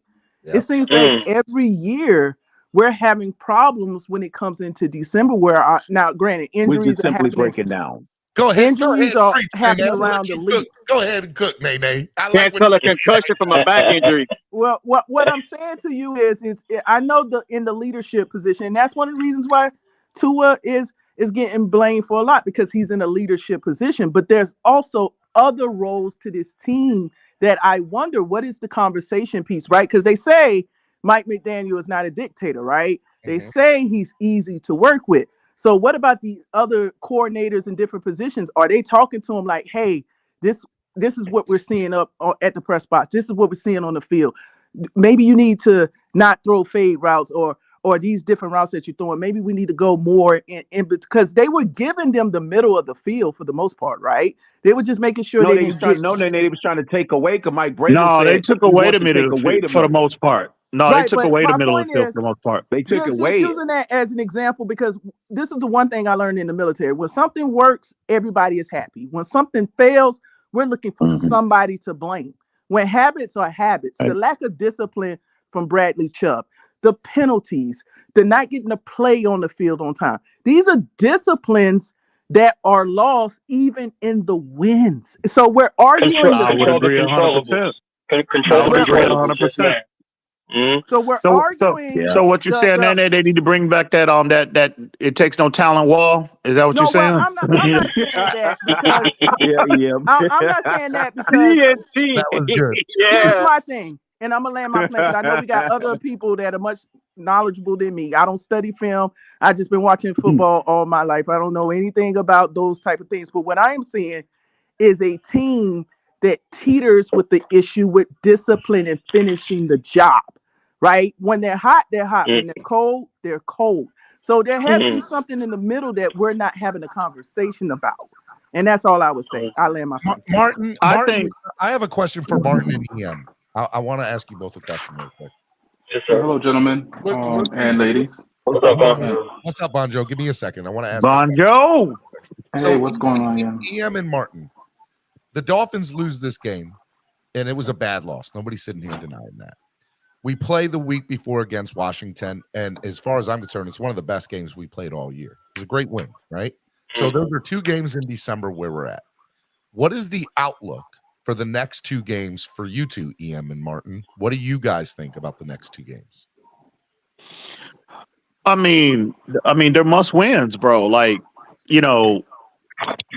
obviously we got the Jets on Sunday, and then after that, I think we got Dallas, right, or Baltimore. Which one is it? No, it's Dallas. Dallas, right? Dallas.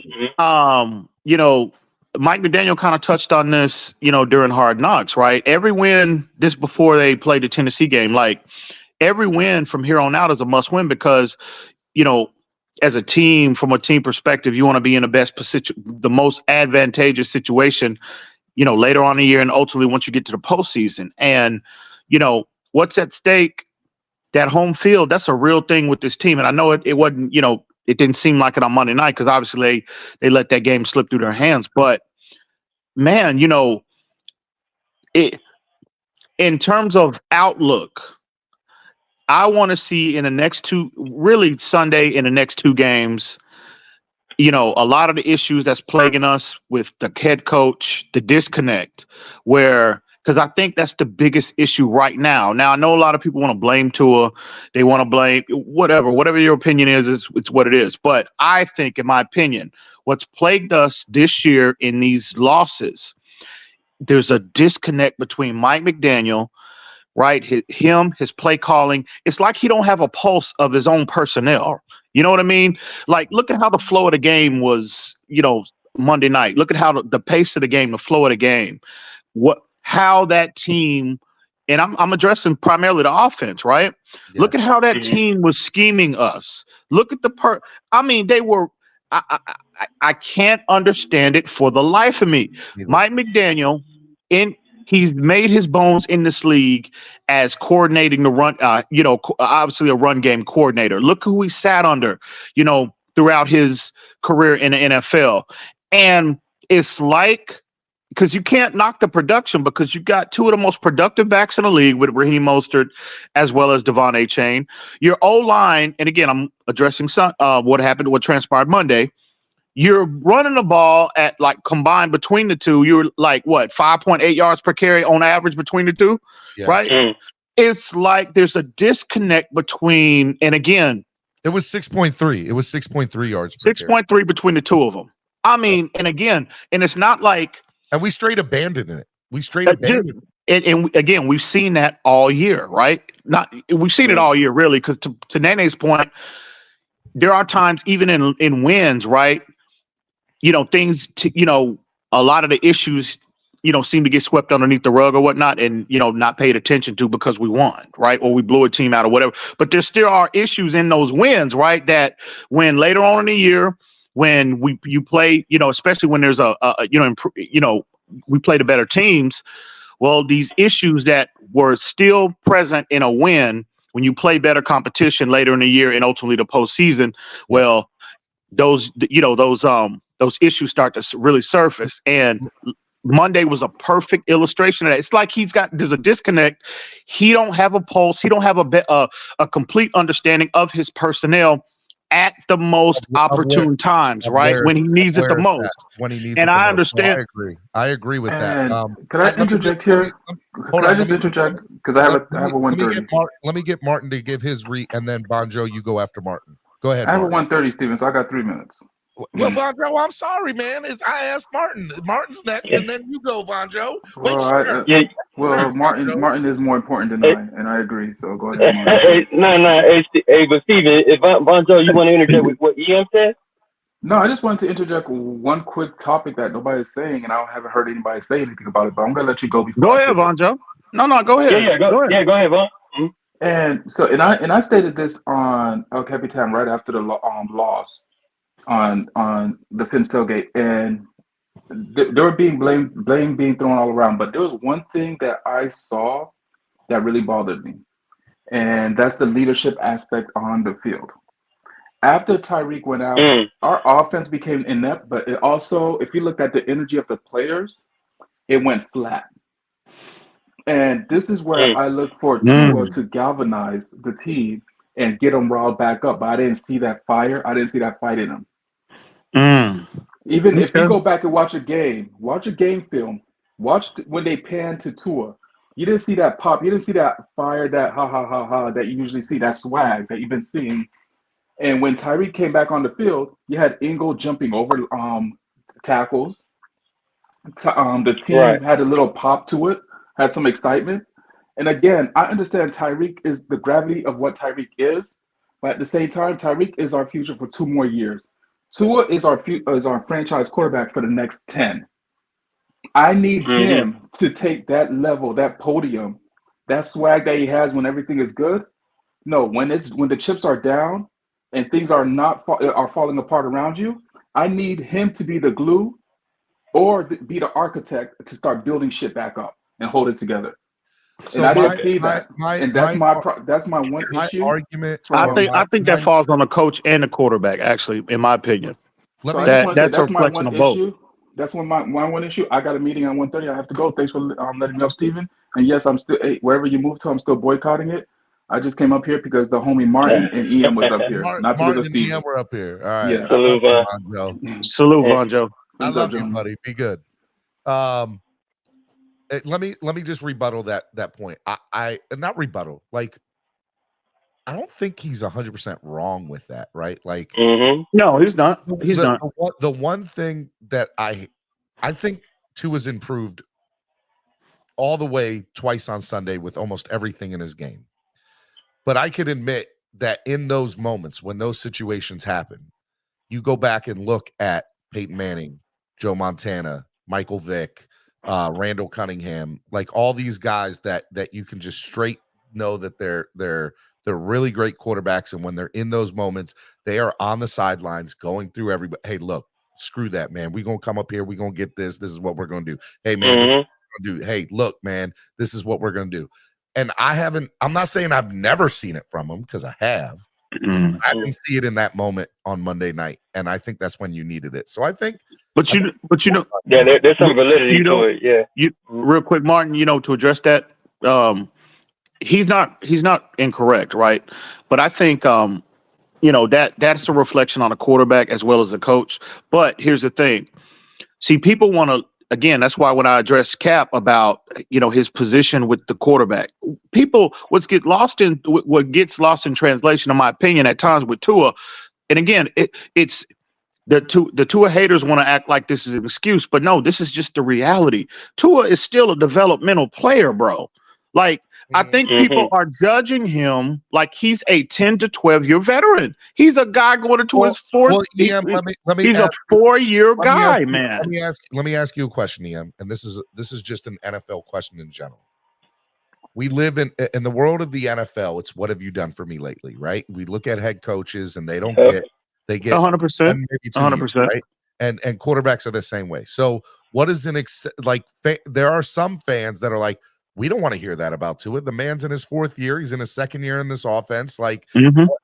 So my question to you, EM, is what is acceptable? Like, what should be the standard for us to have that view and say, okay, it's acceptable because he's still progressing, he's still getting it? Well, listen, I can't, again, people's opinions are their opinions. Yeah. But I just think, again, it's, you can address the Tua haters. I just feel like they're overly critical of Tua. And then the Tua supporters, when he's playing well, they are overly praiseful of him. They act like, oh, he's the best, he don't have any flaws, right? But in terms of specifically like what Von Joe alluded to a minute ago, in terms of the leadership, the reflection of leadership, players have to learn that, bro. Especially if you're not if it's not, if that being a vocal leader doesn't come to you just automatically. Some people just have different gifts, and Tua is more of an introverted person. He don't like to talk much. He don't like to raise his voice much, etc. So that aspect in that moment, again, I think that all of that falls under the umbrella of his normal, and Martin can attest to this for playing a position, better than any of us. That falls under the umbrella of development. He's still learning. He's still in that process, right? But it's just unfair the people that are. Am I supposed to give a 4-year quarterback in the NFL that benefit of the doubt? It's challenging, Stephen, only because this is Tua's a 4th-year quarterback, but this is his 2nd year under Mike McDaniel, right? Yep. And normally the order goes, it's the coach's team until you prove it's your team. And what I mean by that is when you see what Von Joe was talking about, Tua being a little timid, when it comes to being vocal and confrontational to his teammates on the sideline. I can kind of correlate that to when LeBron came to Miami. I'm not comparing Tua Tagovailoa to LeBron James. People slow down. But what I'm saying is when LeBron came to Miami, LeBron had an inner sense of this is not my team until it's my team. And it was Dwayne Wade's team. It was Wade County. That's what it was. But as soon as Dwayne Wade let it be known, nah, bro, this is your team. That's when LeBron kind of completely took over. And that 2nd year in Miami was just a trip, bro. Dominant. Hey, Martin, yes, ma'am. I got a question for you because this is where I push back on that. Because just before this game, Tua stood before reporters and yet again indicated that the last regime was toxic and all of this other stuff. He's done it a couple of times this season, that his confidence has been unlocked and all of this, that, and the third. So I get the comparison to Dwayne Wade and all that what happened there. But what has been pushed from Miami media, they even said it on the ESPN broadcast before things went left, is that Tua Tagovailoa is an MVP candidate and the last regime was holding him back essentially. And Mike McDaniel is this coach that have unlocked this special talent that was being held down from the last regime. And this is where I know Cap has a unique way of articulating this. But there's going to come a point where the other questions got to start coming, because if we've been pushed this narrative per se that Tua has been unlocked by the offensive wizard of Mike McDaniel in wins, but in losses we're like, oh, he's still learning. You can't play with, and that's why I think a lot of people hold him to the degree that they're holding to this year, because they're like, wait a minute, I'm gonna say it, Toxin Flores is gone. So now we get to see Tua as who Tua was in Alabama, right? And this means winning. But when we get those key moments right and he makes mistakes or he doesn't take over the team, now we go back and saying, no, he's in a maturation process. You can't have it both ways. I agree with that. I agree. I agree with that 100%. Now, I can only say for myself. I can't speak for other people. I don't do that. I sit here and have conversations privately, publicly, even in the midst of wins, right? I highlight everything. Anything that I see that, that I think, I deem as an issue and might be an issue like you play better competition. Other teams better competition. They might be in a position personnel wise to kind of, highlight your weaknesses. I'm always pointing that out, but I do agree there's a lot of the fan base that does move like that, Nene. But at the end of the day, even though Tua, in terms of the narrative, right? Just because, and I do agree, Tua needs to let that Brian Flores stuff go, like at least publicly. Yeah. You know what I mean? He needs to go on because I haven't seen anything. I hadn't seen anything, that publicly that Flores has brought up, about that whole situation. So Tua definitely needs to take the high road and stop jabbing at that man. I do agree with that. But just again, the expectation of Tua, they have gone up and they should, because he's in his play has improved. A lot of people has considered him, an upper tier guy at this stage of his development. But at the same time, I feel like when things go bad, right, the people that are less supportive of Tua, they tend to overly, overly evaluate, try to evaluate. They twist the knife in.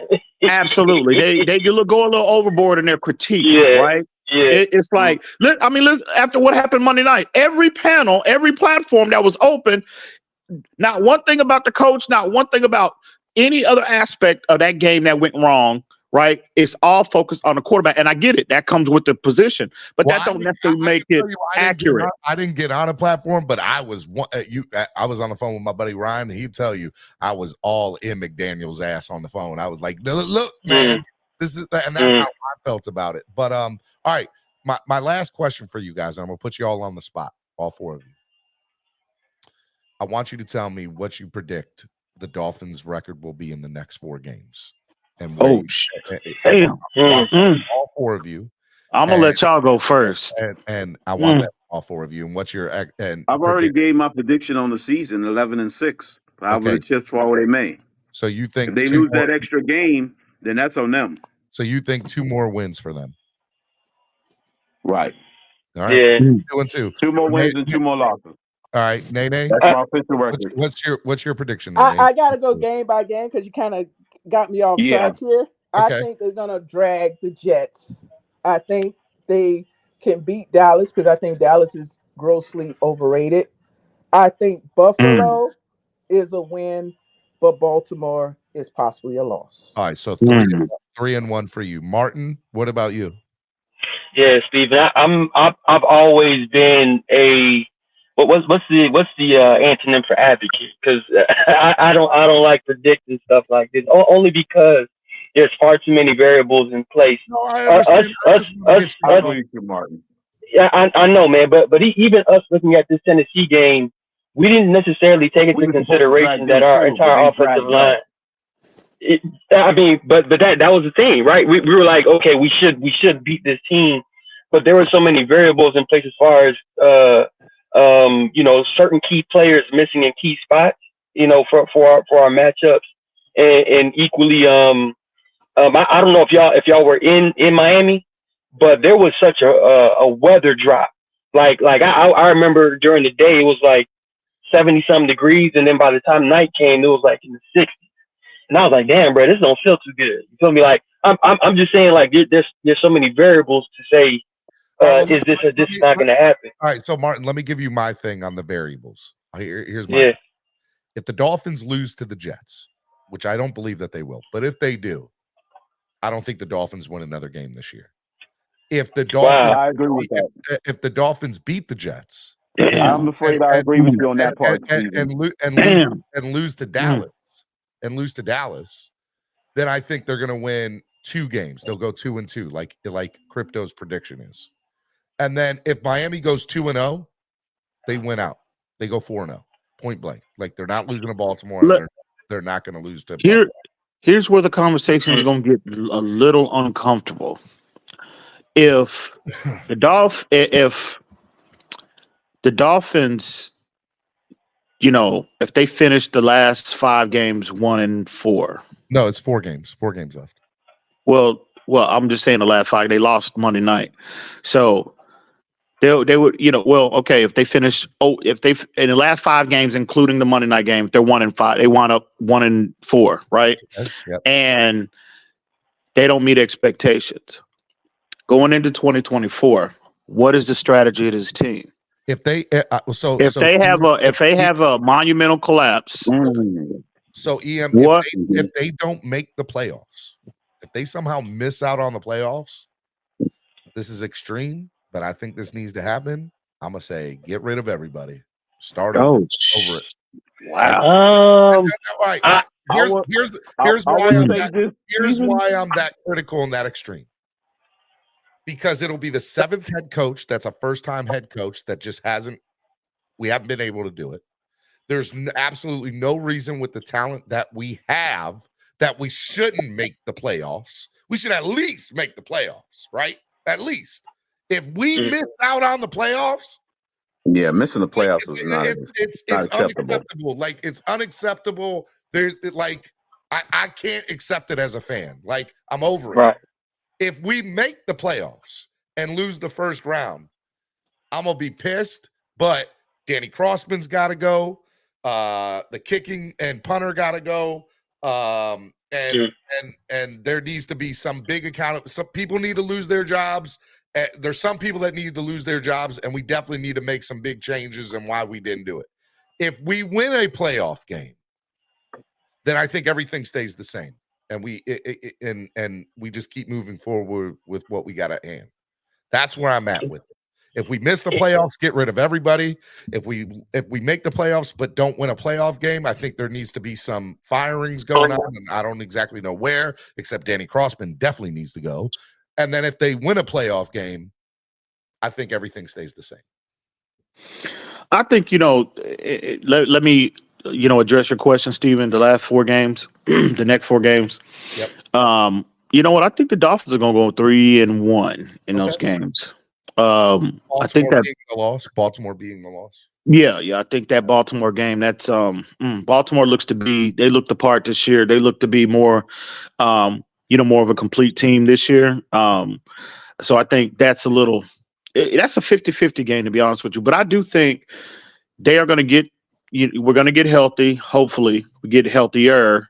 And that Connor Williams loss is going to be massive, though. Make no mistake about it. Dave, the dude, I said if they don't play defensive fronts, Ian, that takes advantages of that. Playoffs, that's true. Talking points ready right now. That's what I'm saying. While we get out ahead of it right now, we got to line up the talking points because if Connor Williams is going to be substituted, we might as well line up the talking points against the Jets defensive line, Cowboys defensive line with Micah Parsons, the Bills defensive line, and the Ravens defensive line, which is number 1 in the league. So we might as well get our talking points out right now while we got a chance to get out of ahead, so we won't be surprised. Well, here's the thing. It's going to be a challenge for sure. If we end up going undefeated and winning the next 4, we're Super Bowl contenders, and I perfectly plan on being in Vegas for the Super Bowl in February. And real quick, Steven, just to kind of emphasize some points. If I don't like music, I don't dance, right? Yep. If I don't know the lyrics to the song, I don't sing.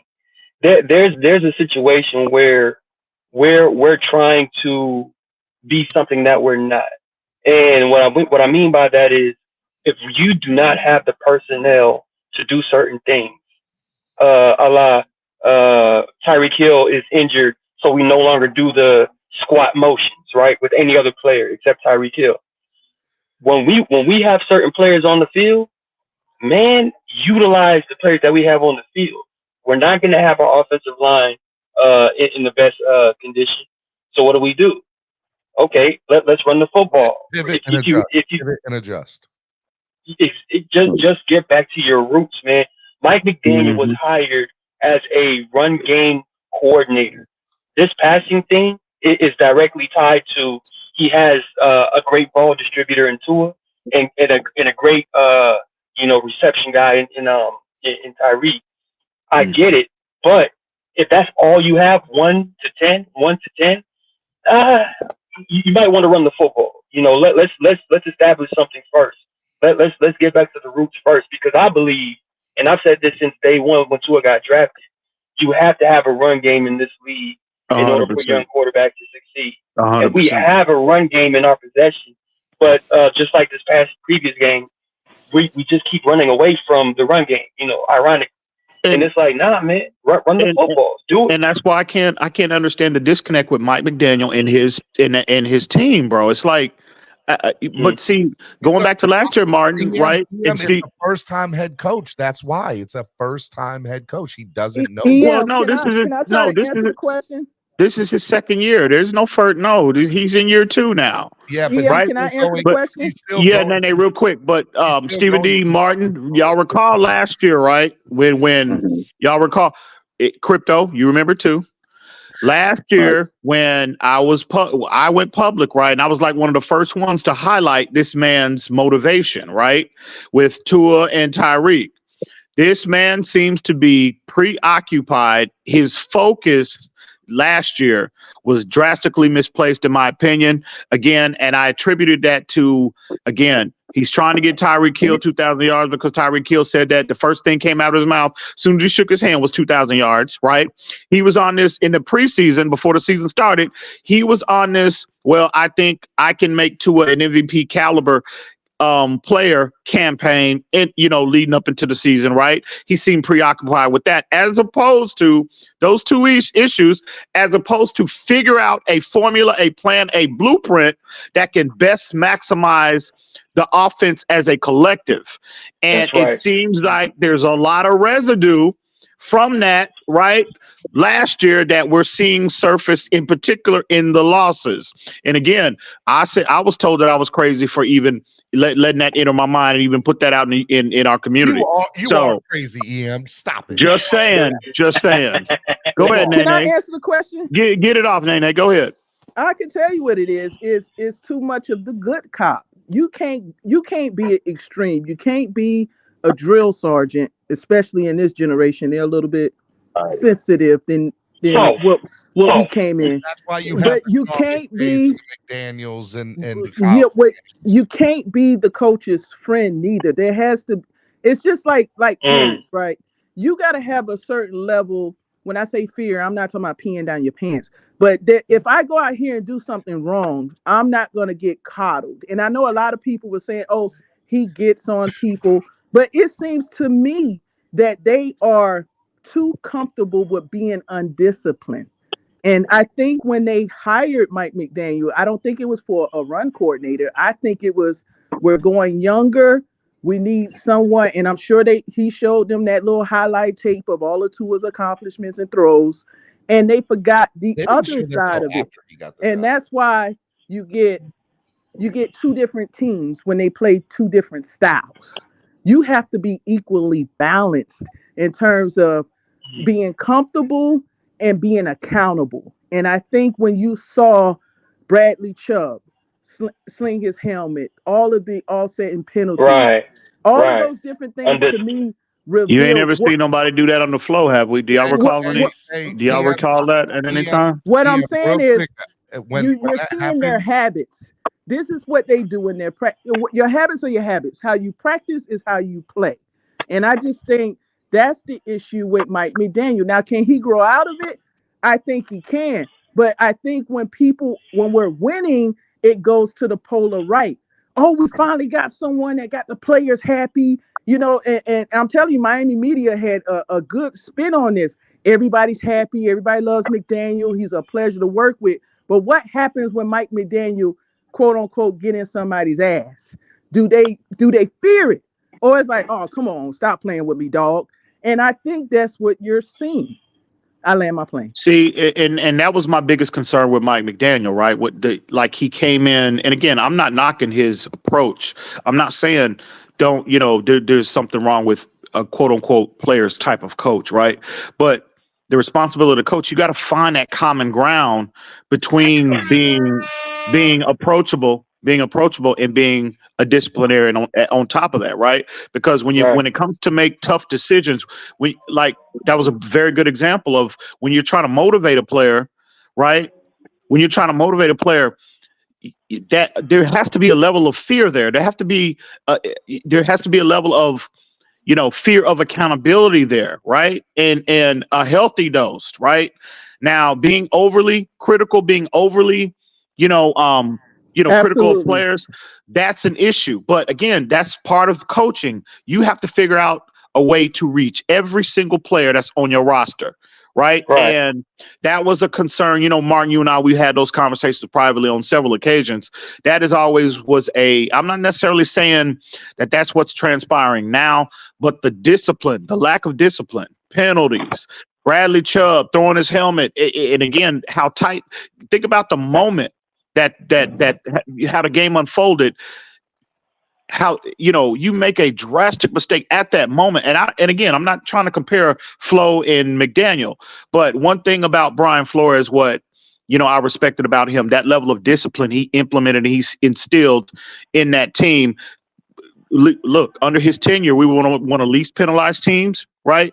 I don't ever recall a player now players get upset, right? I do, I understand that, but I never saw, especially in a critical game like on Monday night, I never saw a player act out that way under Brian Flores. Just saying. So I think that might have been real quick, not to cut your wisdom, man. Go ahead. I think that might be a result of us taking the Washington Commanders game more serious than the Tennessee Titans game. And what I mean by that is all week in that Washington Commanders game, it was, we're not going to repeat what we did last year, right? So going into that Washington Commanders game, I mean, it was everybody was locked in. I mean, we had our backups in the fourth quarter. But this game, I don't think the same message hit. And I don't know what it was, and I don't know what it could have been, but it affected the discipline of the team based off of us not taking this Tennessee game as serious as that Washington Commanders game, because we were trying to make a point moving forward that what happened last year will not happen this year. Now, mind you, this loss, I think this loss is going to pay much more dividends in the future than we're taking into consideration, because nobody expected the Dolphins, including the Tennessee Titans in some capacity, to lose that game on Monday night. I think it's going to play its role. Yeah, go ahead, bro. Well, Martin, that's where, again, that's a complete reflection on the coach, right? You mean Titans fans, because the Titans was different. You got to have your team. There's no excuse for not having your team mentally prepared and physically prepared as a coach. Again, mentally, I think, again, to your point, I think they took this game extremely lightly. They were 13-point favorites going into the game, bro. Like they were coasting, I think. So, but again, that's definitely a reflection on the coach, in my opinion. Go ahead, Luke. What's up, Luke? I don't know if we I'm gonna be real quick. I just wanted to come up here and say it's a breath of fresh air to hear Nene and Martin be up here, because EM has been terrible. We know that's Cap. That is Cap. We know that. At least he ain't ugly. That is Cap. We all know. But go ahead. What's up, Lou? Salute again, Nate and Martin, because it's been absolutely great listening to them. But EM has been terrible. I just wanted to say that again. Oh wow! You know what you are for that. I'm gonna respect your platform, Steven. You know exactly what you are for that. But Steven, this is a good panel. Nobody's cussing at each other. We all saying our point. It's good. No, I definitely appreciate it. Yeah, this is. Sure. Look, I think a majority of it is because a lot of us are agreeing with each other, and even when we might not see eye to eye on it, we're not far off. I think we all view the team as it is.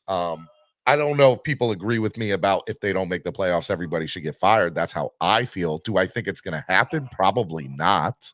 Not having a top 10 offense and a top 10 defense, but I will also say that for me, the writing will be on the wall, and it'll just be inevitable that will eventually happen. Because this team is too good to not make the playoffs. This team is too good, in my opinion, to not win a playoff game. At minimum, they need to win a playoff game. Minimum. I agree 100%. Can we also say, right, as far as coaching styles and the authoritarian kind of type of coach that we all kind of expect, the guy that has his veins out his neck yelling. There's two coaches in particular that stand out to me that had tremendous success and tremendous respect league wide, and it was Lovie Smith and Tony Dungy, right? And when you talk to those two coaches, players, or not even talk, but when you hear how their players kind of describe those coaches, whenever they knew something was wrong, was when like Lovie Smith would start like cursing. You know what I mean?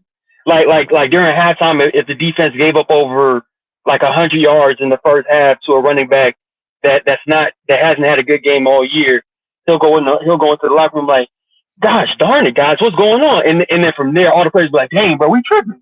You know what I mean? It's to have Lovie Smith, swear at them, or even Tony Dungy. Because Tony Dungy was pretty much, everybody knew exactly what he was going to do every single day.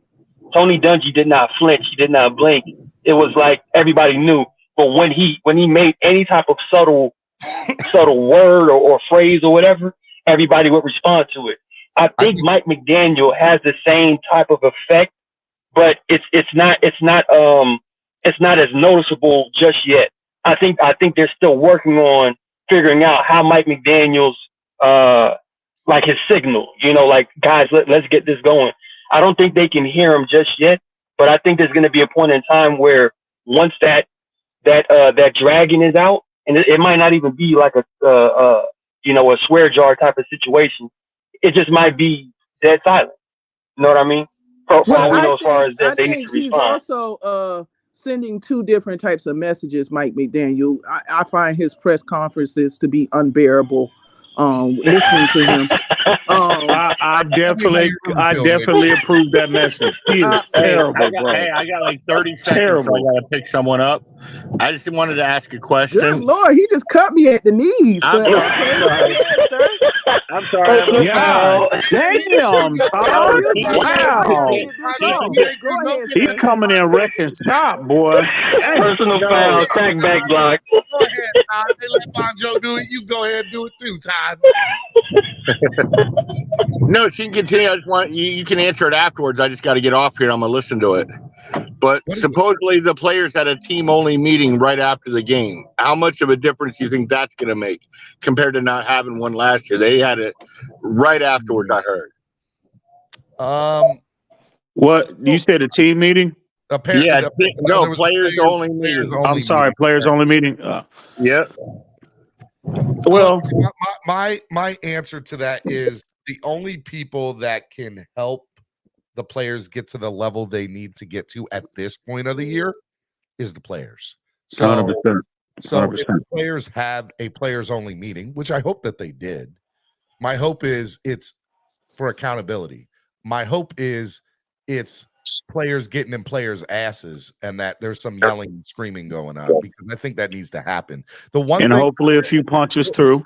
The one thing I was actually upset about on the Hard Knocks episode is we're sitting here talking about McDaniel, right? And he's, the type of, at halftime, I don't think he got into his players' asses enough. I don't like it. It was an unacceptable first half of football. He should have came in there and said, I don't know what y'all think you're doing, but it ain't playing football. Like, that's one of the worst halves of football I've seen you all play.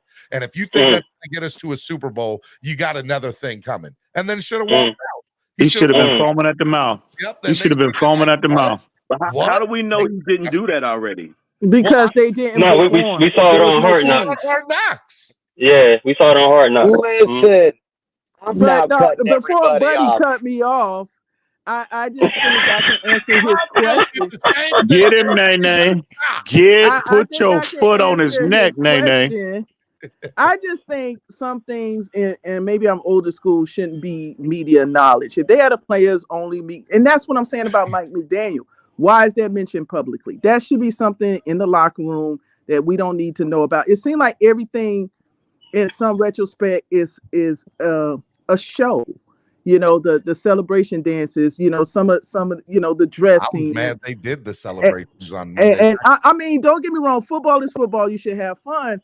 But to the point about Mike McDaniel being double-sided, he says in his press conferences, "Yeah, I didn't adjust. My bad. Next time I'm gonna get better. No, I need to run the ball more. I know I need to run the ball more." But then when you see it on the field, it's something completely different. So that's to me, when we talk about what the problem is, that's to me the answer to the quiz that we haven't really solidified. Is it someone else, i.e., at the front office, like, no, this is what we want to do. We want to get Tyreek his numbers. We want to make Tua the MVP. So yeah, you want to do this, but we need you That's to a do bad that. idea. That's a bad idea. That's a No, but terrible and idea. the reason why I'm saying it, It if y'all should let me never be land, discussed. that was one of the things they said about Flo, is that he didn't want to do what they wanted him to do. And I wonder if Mike McDaniel, I wonder if Mike McDaniel had got the bail from the front office. Hey, you said that in the press conference, but when you on the field, Look, as much as crap as I give Stephen Ross, I'll say this about Stephen Ross: he wants nothing more than to win a Super Bowl. So, like, I would agree. But he's also a businessman too, But I'm telling you right now, his priority, his number one priority, is winning a Super Bowl. But what I'm saying to you, but you know what, though, Nene, real quick. If they're trying to put Tua as an MVP, if they're trying to put, we recovered from toxin Brian Flores. Ross is not going to own the team. Ross is not owning the team in 2 years. He will not be the owner. He wants to lead with a Super Bowl victory. I get that, but what I'm saying to you is, I'm just disagreeing with He you. trusts Greer. He trusts what Greer says. That's what I'm saying. You right He's not a football guy. They are not doing that, in my opinion. And to be real, Nene, it makes zero sense for them to even consider those type of conversations when we're talking about football. There's no. Martin, this is the only reason why I'm saying it. Just hear me.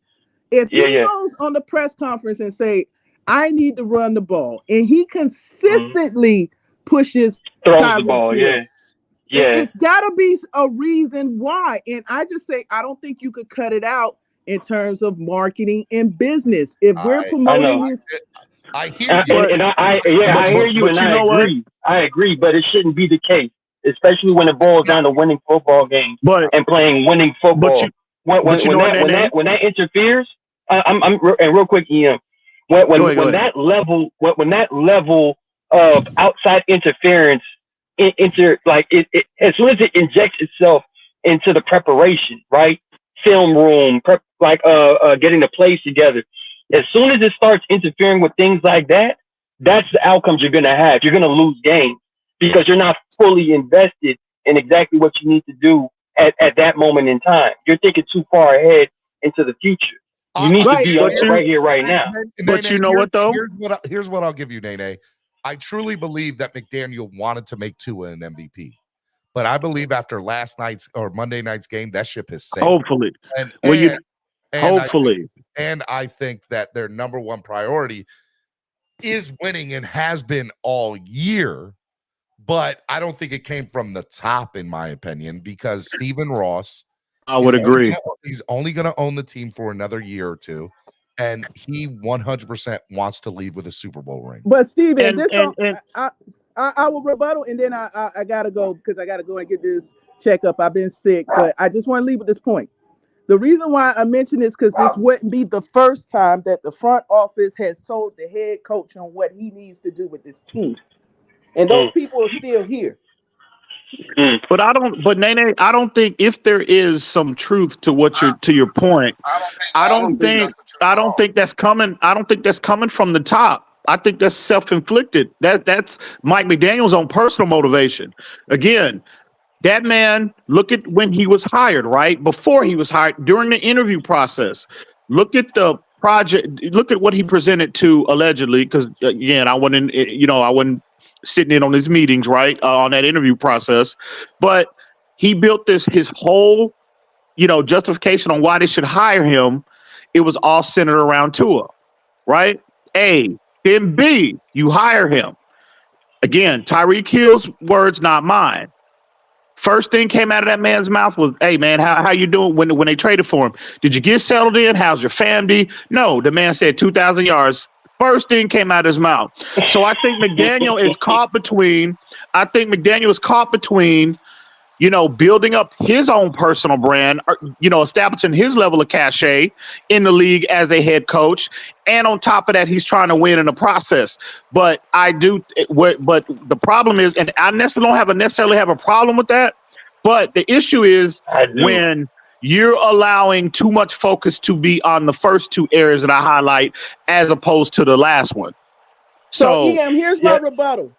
If that's true, that he's just doing this self-inflictedly, and to Stephen's point, if that's true that they want to win a Super Bowl, why hasn't the front office came and reprimanded Mike McDaniel for what he's doing? If he who's to say that they haven't? They haven't done that. Hey, here's what I say why. Because every time you hear, they say he's not combative and he does what he's told. That's publicly. Chris Greer told Chris Greer told the world publicly that I am completely accommodating to my head coach. That's what he said. I asked the coach what players that he wants. My job is to go out and get them. But we know that turned out not to be the case. Out in public, I think Lewis is the ugliest, most horrible take guy in the community. But behind closed doors, I think he's an all right guy. Okay, so I know. Why do we? No, I just got a question though. Why do we always got to do this? It was the same thing when Flo was the coach. Because losing does that, Lewis. But again, this is the problem. Stop blaming all these coaches and so. At the end of the day, right? I hear this. Well, Mike McDaniel needs to run the ball more. I think we would all agree on that. But just like the reasons why, he came from San Francisco and that's what San Francisco done. Look, he came from the Shanahan tree and stuff. When you get empowered to be a head coach, especially the first time, he wants to put a statement on what his offense is, right? Yeah, the umbrella is the Shanahan. But how do you know that Mike McDaniel doesn't want to run or pass the ball first? This is, again, look at the way. That's obvious. I mean, that's obvious that he does. But the point is, he's wrong. That's not a formula to win, bro. Again, EM, I'm not here to debate if he's right or wrong. I'm just going on the aspect of this conversation, right? Well, maybe the organization, Stephen Ross and Chris Greer, are going in his head and telling him, "Hey, make Tua the MVP." So we got to pack the stats in. Bro, stop. That's not the case. Like, no one's saying that. So why is he saying that he wants to run the ball in pressers, but not actually doing it on the field? Well, then again, Nene, this is my theory, and I'll give you my theory. We already brought in I forgot who mentioned it today, right? But I think it was Martin, when Martin came up said what he didn't like about Hard Knocks last night is that they self-admitted saying that they listen to what everybody's saying in the media, and as the fans, they hear things. What is everybody in the fans clamoring about?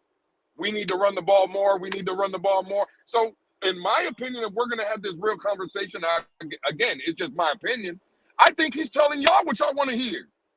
You see what I'm saying? That's interesting. No, but on Sundays, he's going to do what he wants to do. That's what I believe. Like they're going to feed you what they want. Again, if I'm Mike McDaniel, there is some truth to that. To pacify. When I'm listening, exactly, right, Martin? Like, if I'm listening, if I'm Mike McDaniel right now and I'm in that office and I'm listening to this conversation, when I come up on that thing, I should have been better. I could have ran the ball more. I could have did this, right? And everybody that's on this panel is going to, man, listen, Mike McDaniel, he's starting to realize he's getting it. But then when we play against the Jets, Tua drops back 45 times, and we're like, damn, what the hell happened? Because that's really what Mike McDaniel wants to do. You see what I'm saying? He's just feeding us what we want to hear. I think we all acknowledge that, Lou. But the point is, again, it's obvious. I don't judge people by what they say. I judge people by their actions, right? So that's obvious. That's been established. The issue is, again, we're just here to point out, right, that's not the blueprint for the Dolphins in 2023 to get to their desired destination, which is the Super Bowl. So that's all we're here saying, bro. That's been a step. He clearly has there's an agenda in place, clearly. And let me bring in Rashad. Good morning, Rashad. How are you, buddy? Lord have mercy. What Does would his be mic that work? agenda, though? Go ahead, Rashad.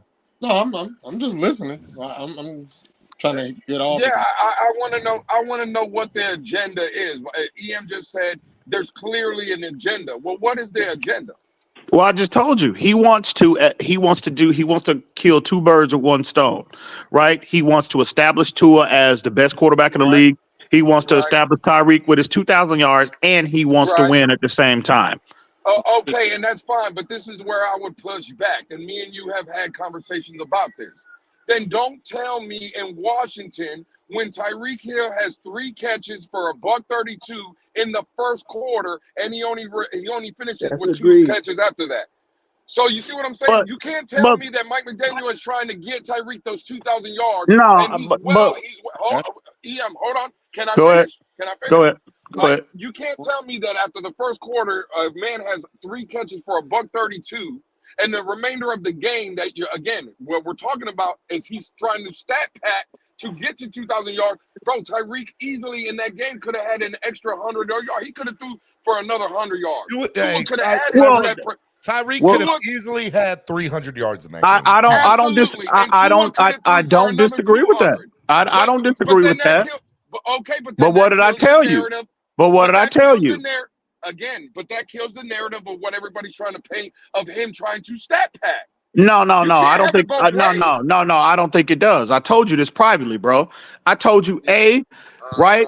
Tyreek had enough yard. It'd be one thing if he had. You get 150 yards in a football game, right? At the receiver position, that is insane amount of production, right? Why didn't they keep letting Tua throw if they were stat padding? But bro, because again, the game was in hand. They were up, right? The game. There was no way the Commanders were coming back in that game. It sounds like they're trying to have it both ways, though. No, but with 4 minutes left, we didn't think Tennessee was coming back in that game either, cuz. Hang on. I think both could be true because remember in the Denver game when we was about 1,000,000 points, we didn't take our starters out until the fourth quarter. Again, so he should have killed the narrative by taking them out at halftime. We still was running the ball a lot more in that Denver game. We were just hitting home runs. That's what we were trying. You look so but he kept his voice. receivers in the game.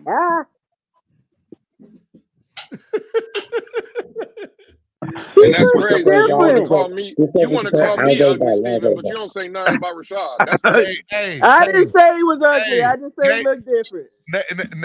Nene say he looked different. Okay, that was a loaded statement there, Nene. And let me tell you, Rashad all up in his feelings right now. He feeling himself tremendously. He like, yes, ma'am, I am. Thank you, Lewis. When you look good, you ain't got people ain't got to say nothing. You already know what time it is. Man, you already know get out of here with that, man. You already know what time it is. Look, we're gonna do final thoughts for the panel, man, because I gotta go prepare for my daughter's birthday. Damn, Steven, it was just getting good, dog. You gonna shut it down? Damn.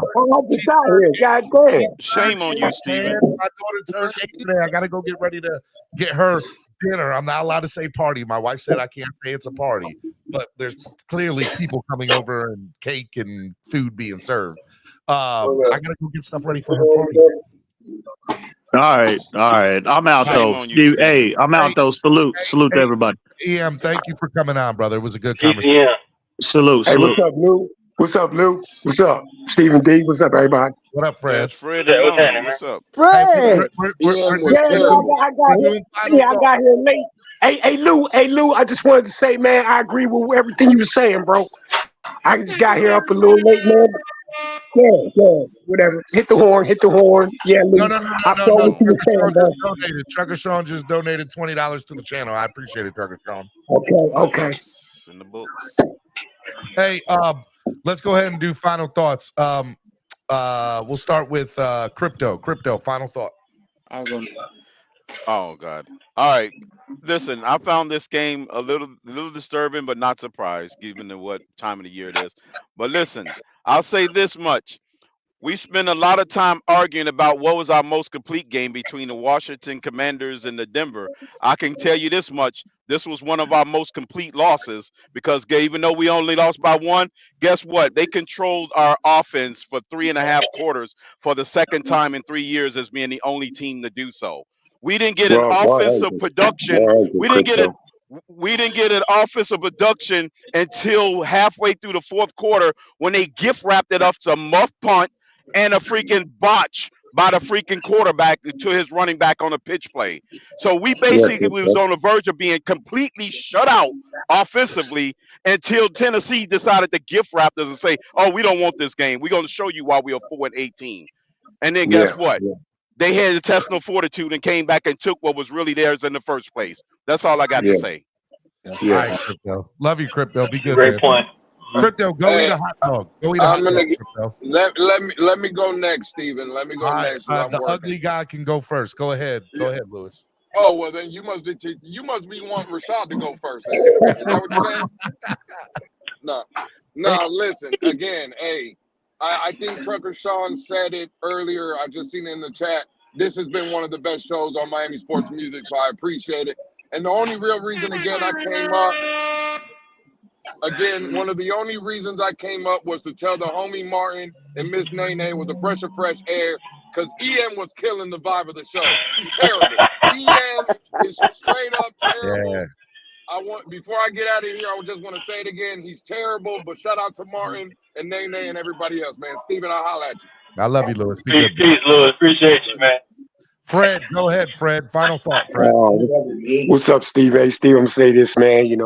Well, first of all, man, I'm feeling a little bit under the weather, man. But, I'm pissed, man. I'm pissed. I'm going to be pissed, man, for a week, man. And, like I say, damn. How we let that get away is beyond me, bro. And that's where I'm going to leave it, Steven.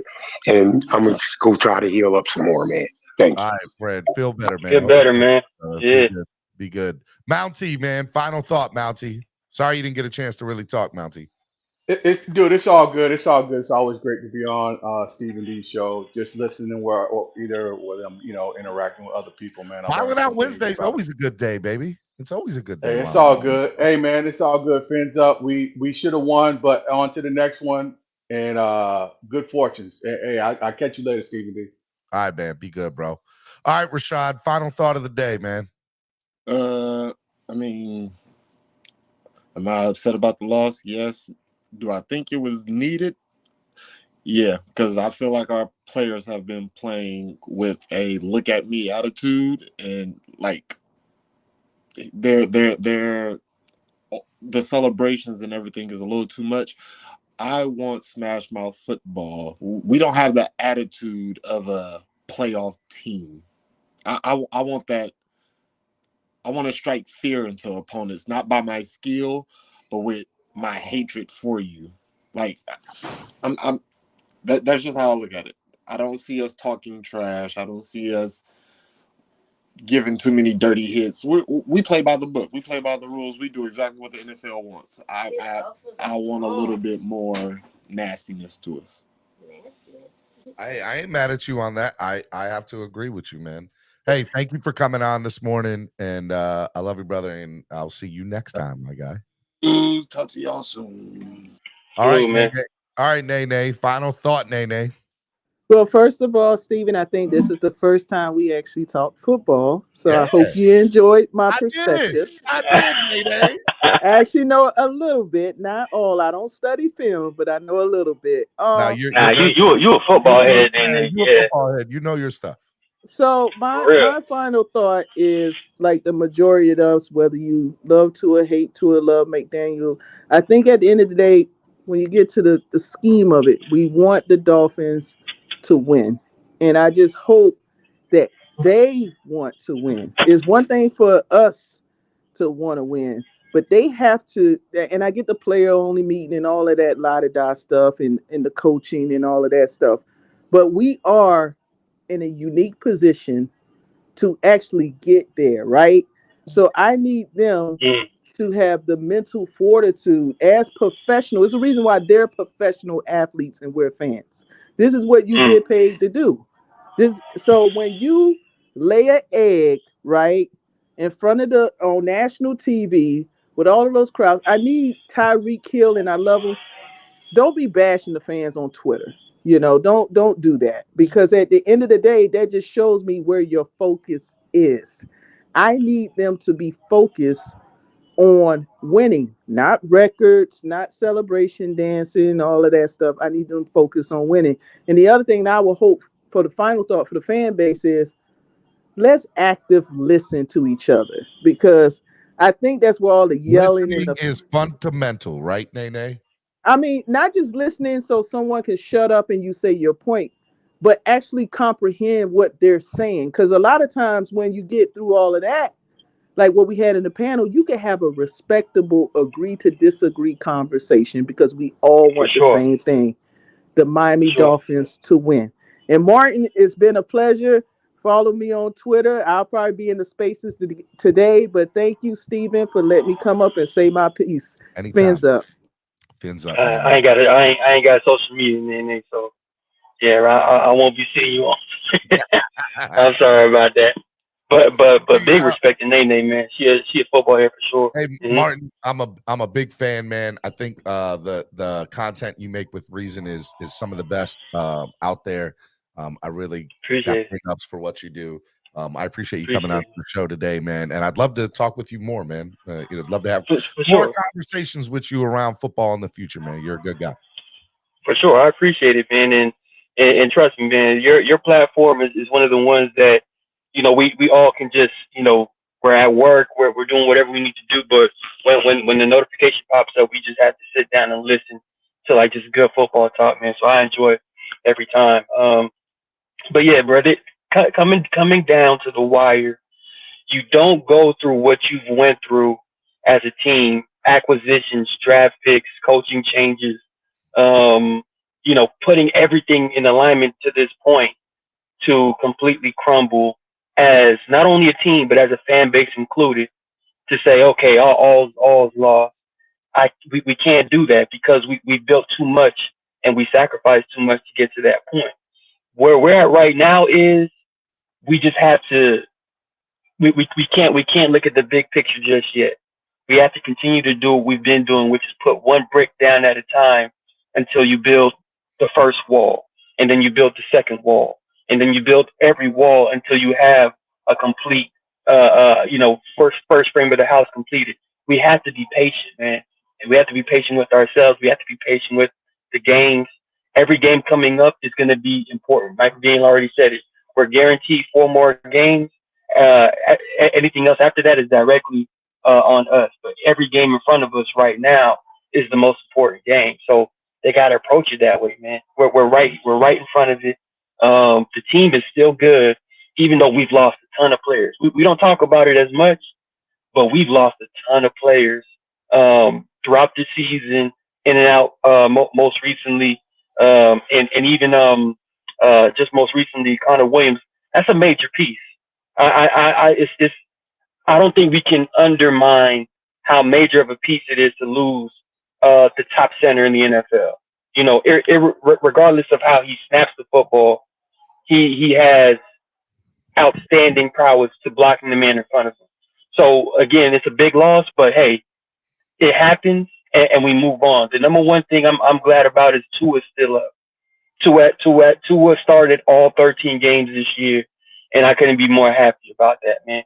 That's a big dub when you really look at the grand scheme of things. And moving forward, the only thing left now is that there's the upper echelon of teams, right? The 49ers, the Cowboys, the Ravens, the Eagles, etc. We are in that upper echelon if we just do what we know we can do. We have the talent, we have the coaches. Now just put one foot in front of the other, and eventually you'll begin to start walking. And when you start walking, eventually you'll start running. And after you start running, eventually you'll start sprinting. But you can't do one before you do the other. You know, it takes time. So, again, I'm excited about the next game. I'm excited about the New York Jets. Great opportunity because that's a team that's looking to beat us as well. They're looking for some get back. Zach Wilson looked like he turned the corner. So it's a game. It's a game that we have to take seriously, and I think we will. But you know, hey, shout out, man. Shout out to you guys. Shout out to the Dolphins. We're in a good place. We're in a good place, Steven, and I appreciate you having us up on your platform, bro. Yeah, we really enjoy it, man. Thank you, Martin. I really appreciate it, man. Your words mean a lot. Oh, for sure, man. I appreciate you, man. All right, man. Be good, man. Yes, sir. All right. Miami Sports Music, #1 show, Clock Blockers. This is the last week Clock Blockers will be on Miami Sports Music. It's moving over to a new network starting on Monday of next week. The announcement is probably going to drop this evening of where I'm headed to. I know you guys have your, ideas.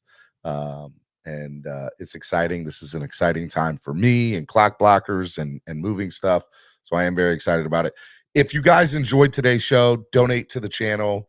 It helps me. It helps me be able to do content like this on a regular basis. And it's always a good thing.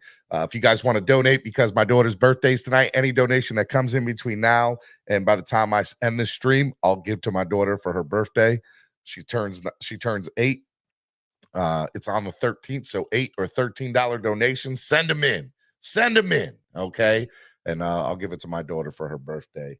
And yeah, man, I love this show. I love you guys. You guys are the best fans in the world.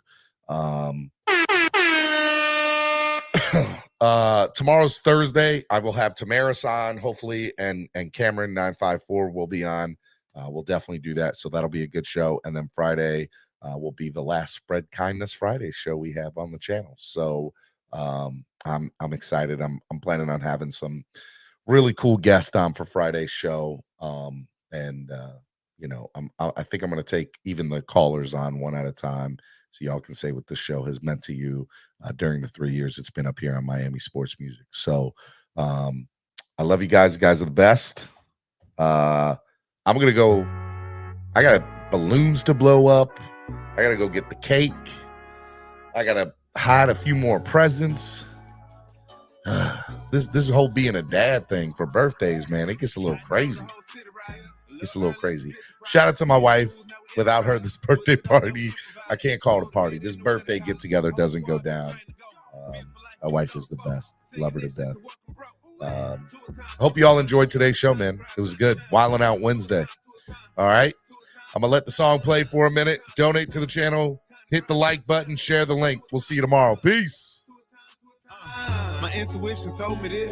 To trust the coach, he holds the gift. He knowing when to go with fits. So we knowing when to switch. This year we got the golden pick. Time to see what that pick about. Bad vibes get sent out. Only fans up in this house. We been waiting, yeah, we been patient. Now it's time to cash out, no discount.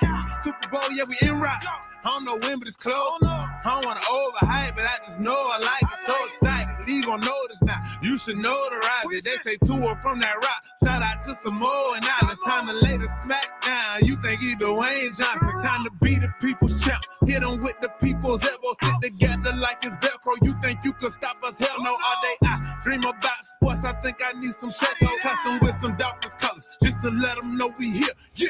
I know the whole city riding. A little early, it's a bit surprising. Business moves, now we enterprising. Switch it up, now we improvising. Go to get in the winter column.